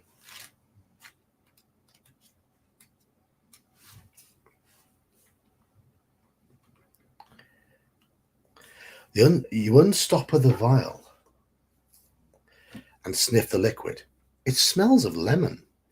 You raise the neck to your lips and take a sip. It tastes like lemon juice. You swallow it down and wait. You swallow it down and wait anxiously for any effects. Nothing happens. This is understandable, as the effects of this liquid will not become apparent until you have your next fight. For the liquid has healing powers and will protect you from injury. The sip you took was strong enough to heal the next 2 wounds you take. Okay, so next 2 wounds are auto-healed.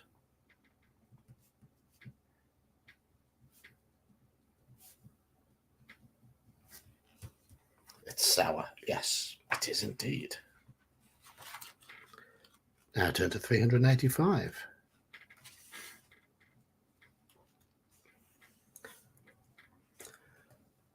Suddenly, your ears prick up at the sound of footsteps coming closer. You nip into the shadows and wait. The footsteps stop outside the door, and you can hear 2 voices talking. Hadn't we better ask the master's permission? One asks. Maybe you're right. We better get a light for the lamps. You breathe a sigh of relief as the footsteps disappear off in the direction you approached the room. You decide it is best to leave before they return, and you open the door onto the landing. The safest way to go, it strikes you, is away from the 2 visitors who may return at any moment. So we came from the right. Did we approach from the left or from the right? I don't know. Wasn't drawing a map.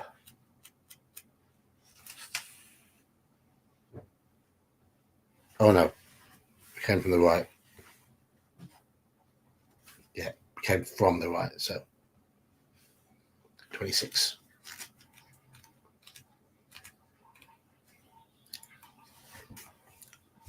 There was another door a couple of meters up the landing on the left. This is the door to the Mephisto room. Shall we enter, or shall we pass it by and head towards the 2 doors in the corner of the landing? So shall we try Mephisto, or shall we head towards the 2 doors in the corner of the landing? Those are your choices, chatty.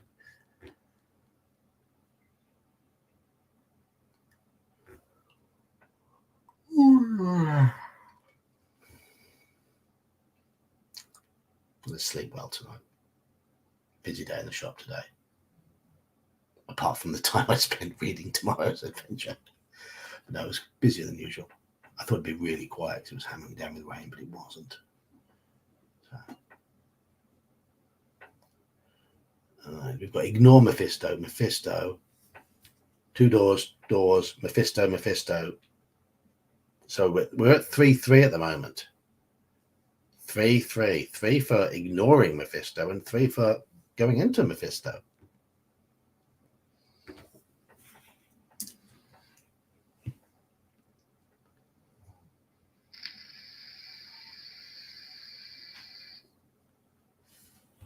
Any other votes?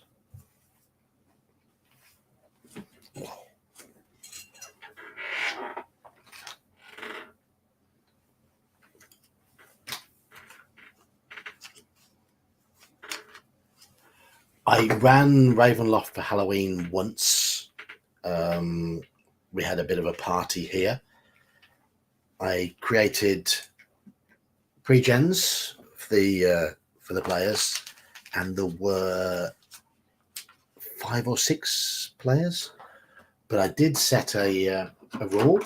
I gave them their pre-gens, and then I said it's going to be a fancy dress party because it's Halloween, and you're going to come dressed as your character. And I was dressed as Strahd.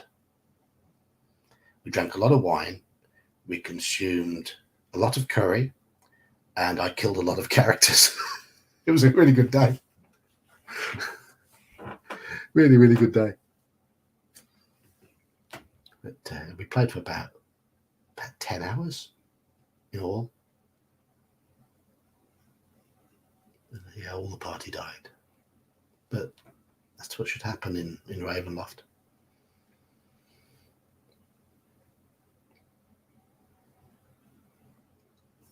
I think Ignore actually is winning by 1.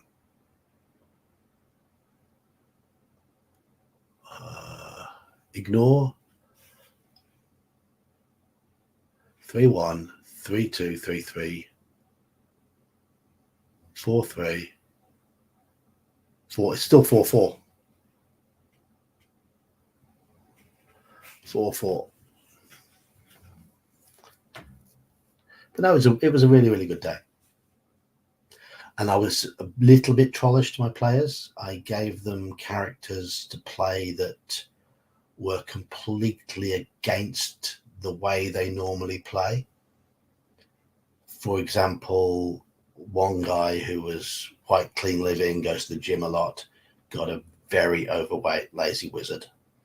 My most talkative player got a monk who had taken a vow of silence. His wife, who has a very, very crude sense of humor, had a very prudish, very virginal cleric,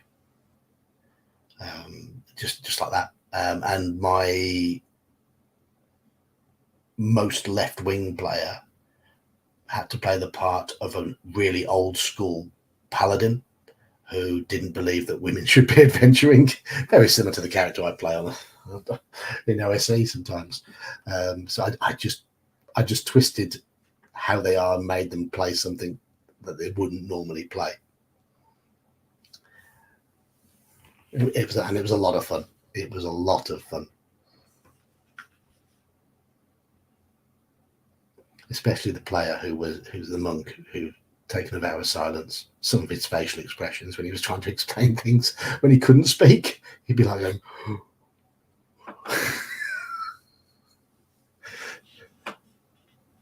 people would ask him questions, he'd just look at them and go. So what would you like? Which way would you like to go?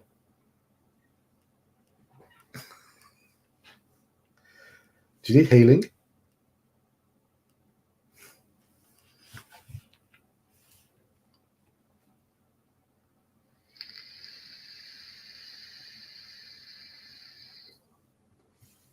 The monk was the first to die. So that player then played Strahd for the rest of the session, disguised as the monk, and joined the party as playing Strahd, disguised as the monk, polymorphed. That worked well as well. Are you all ready for rolling the dice?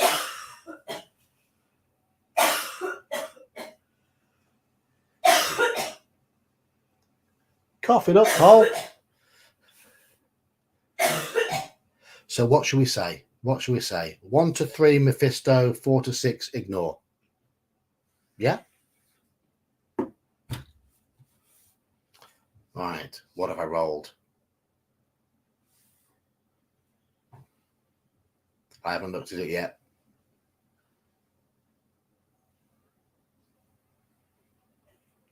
Mephisto. So we're opening the Mephisto door. 298.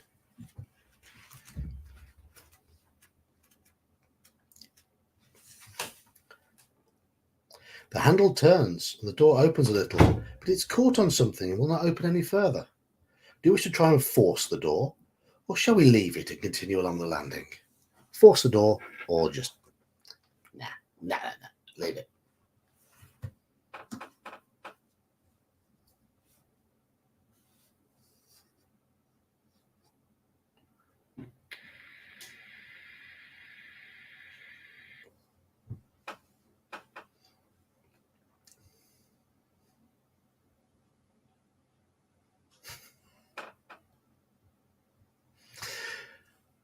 Three for force it, two for leave it at the moment. 4 for force it, 2 for leave it.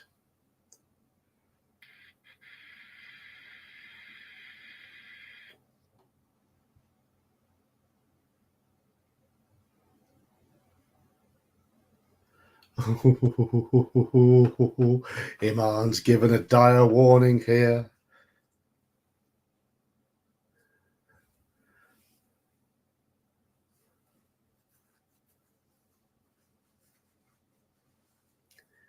So 4 for force it, 2 for leave it. Any more votes?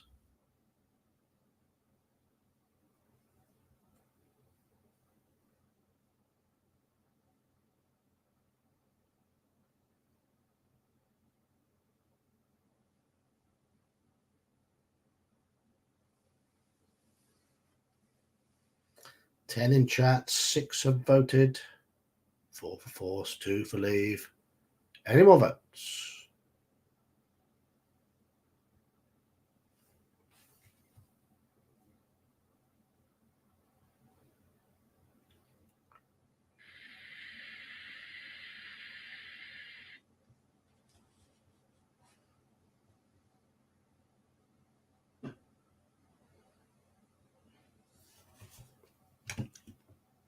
Looks like we're forcing it. No one else wants to vote. So we try to force the door. 390.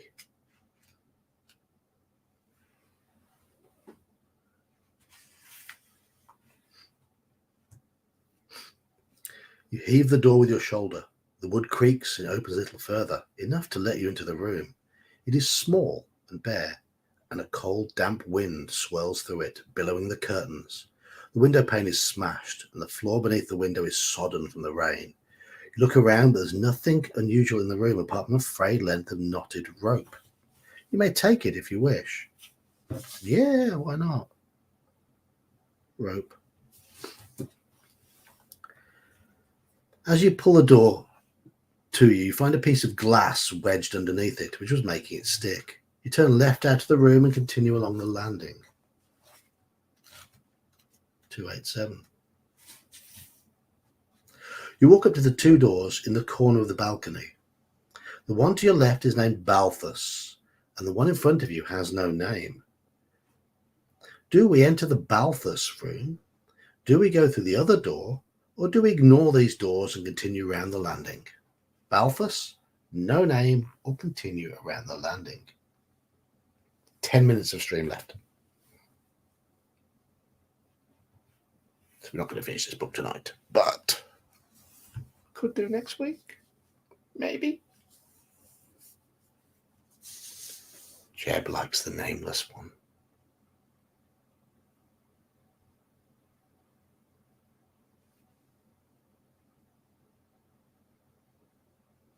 Ooh, 3 going for the no-name one.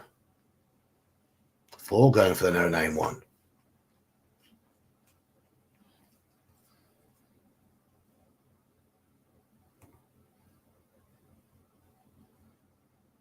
Four. Oh, 5. That means that is a majority.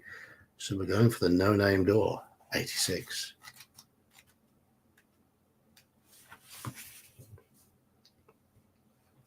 The door opens into a narrow passageway which ends at a window. There's a door halfway along the left-hand side, and a sign on the door identifies it as the Diabolus room. Shall we try this door? Shall we investigate the window? Or shall we go back around to the landing? So Diabolus, window, or go back around the landing?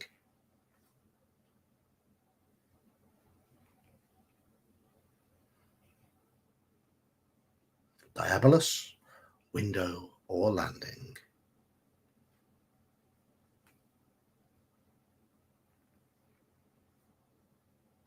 Window, window. Diabolus. 3 windows, 1 diabolus.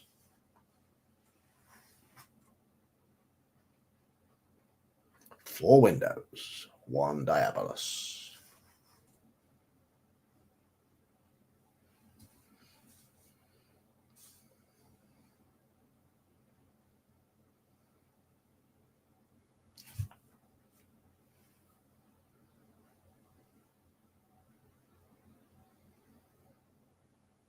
Any more votes?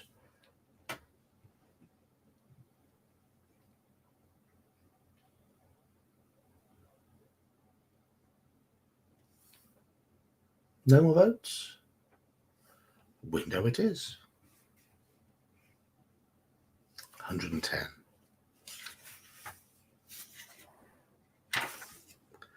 Curtains are drawn across the window and you approach cautiously.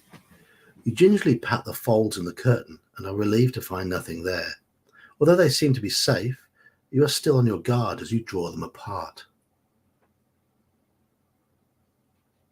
As you do so, a thunderclap booms outside and makes you jump, but you are safe. A perfectly ordinary window is uncovered. However, the heavy iron bars on the outside are a little worrying. Through the window, you can see nothing but the rain running down the pane of glass. But curiously, the rain is avoiding one area. Could it be that the wind is blowing the rain away from this corner? You bend down to take a closer look. Written in the condensation which has formed on the glass is a message. You read 3 words: Mordana in Abaddon. You repeat this message to yourself and then rub it off the window in case anyone else should see it. The message may be useful for you, and you may realize what it is.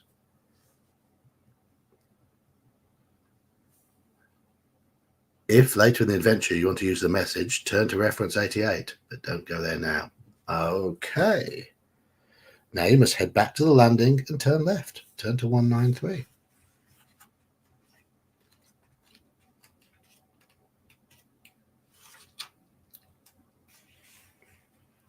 A short distance further on, you come to the top of the main staircase which leads downwards.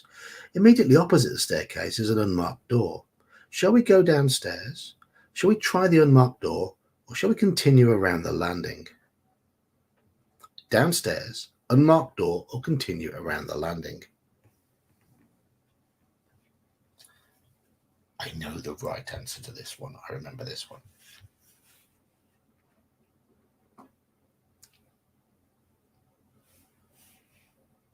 Mark Hopman says landing. Two people say stairs. Iman says unmarked door. 3 people say stairs.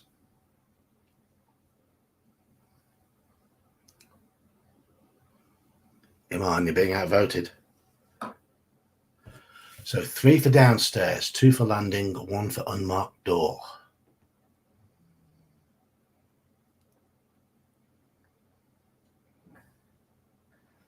Any more votes? 4 for stairs. Okay, downstairs we go.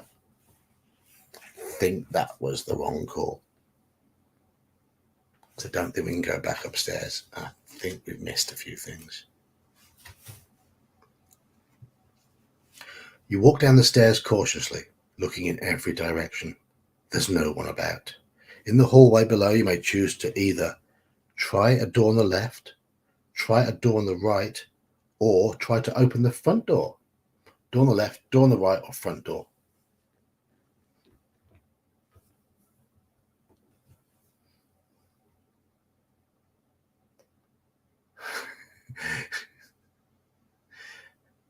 Iman knows we've messed up.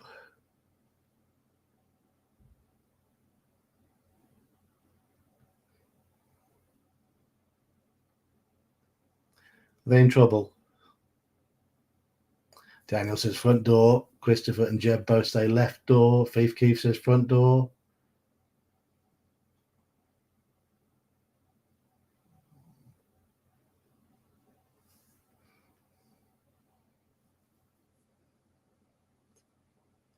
Dungeon Crawlers level 1, front door.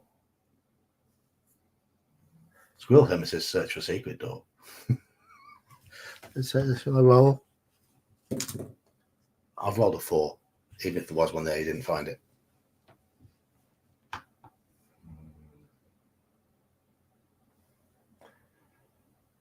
So front is winning 3-2 at the moment. Iman's given up.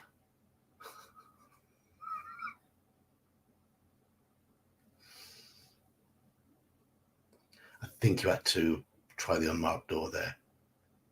Did that lead into the room where you find a dagger which allows you to have a weapon? I think that's right. I know there's an unmarked door around there, which is a cupboard there with a body in it.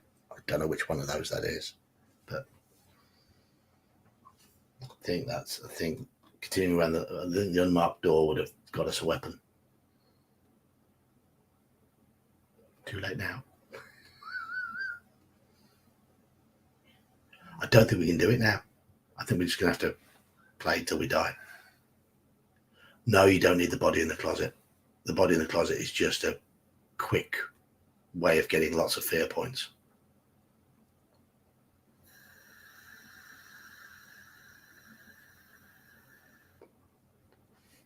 I know one of the unmarked doors takes you to a cupboard which has got lots of good stuff in it that's really useful.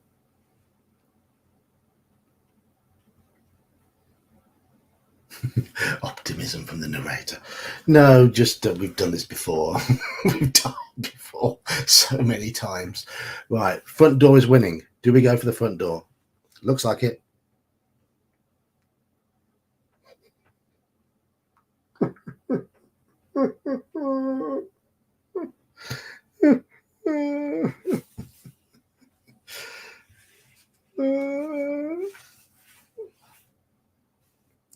You grip the handle, turn it, and slowly pull the door open.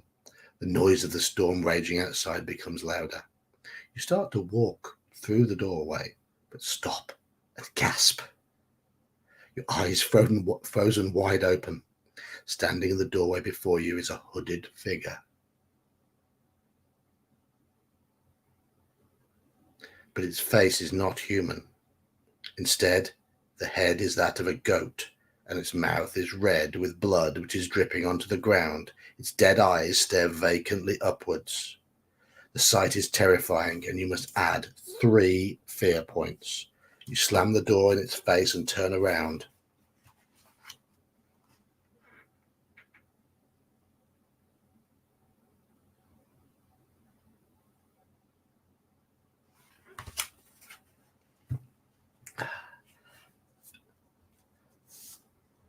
And Wayne, you've arrived at 1:45. And what time do I finish on a Friday? 1:45. Yes, we'll be continuing this next week. Wayne, you've arrived just as we finish.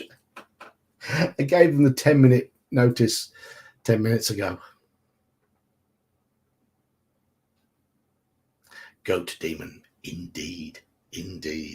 Wayne, that's what they've just encountered. Yes, good artwork as well. It's not 6:45, it's 11:45 at night. Your clocks are wrong. Okay, so we're at 222. We will recommence this book next week, starting from 222.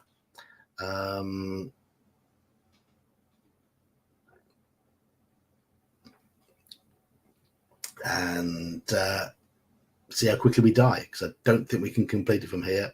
We came downstairs too soon. But at least we know the way through up until this point, I think. So we can jump.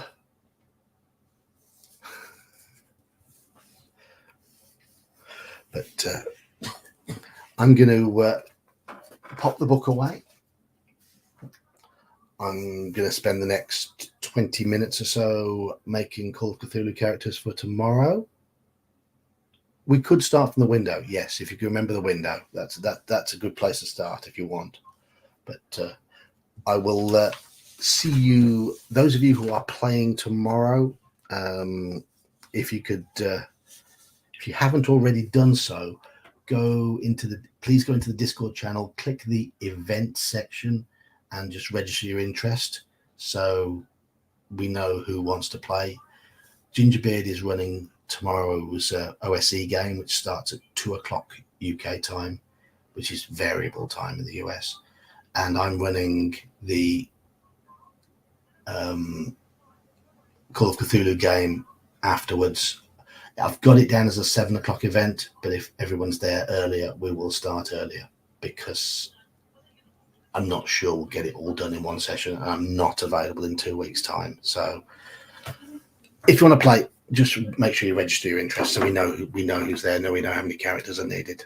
But thank you all for joining in tonight's stream, and thank you very much for your generosity. It's a wonderful. Mercurius, Daniel, and of course Dungeon Crawlers for the super chat and the memberships handed out. It's much appreciated. It's basically paid for my improved internet, which is making for a better stream for everybody. So thank you. Right, I'm going to be closing the stream in 3, 2, 1. Good night. See you tomorrow.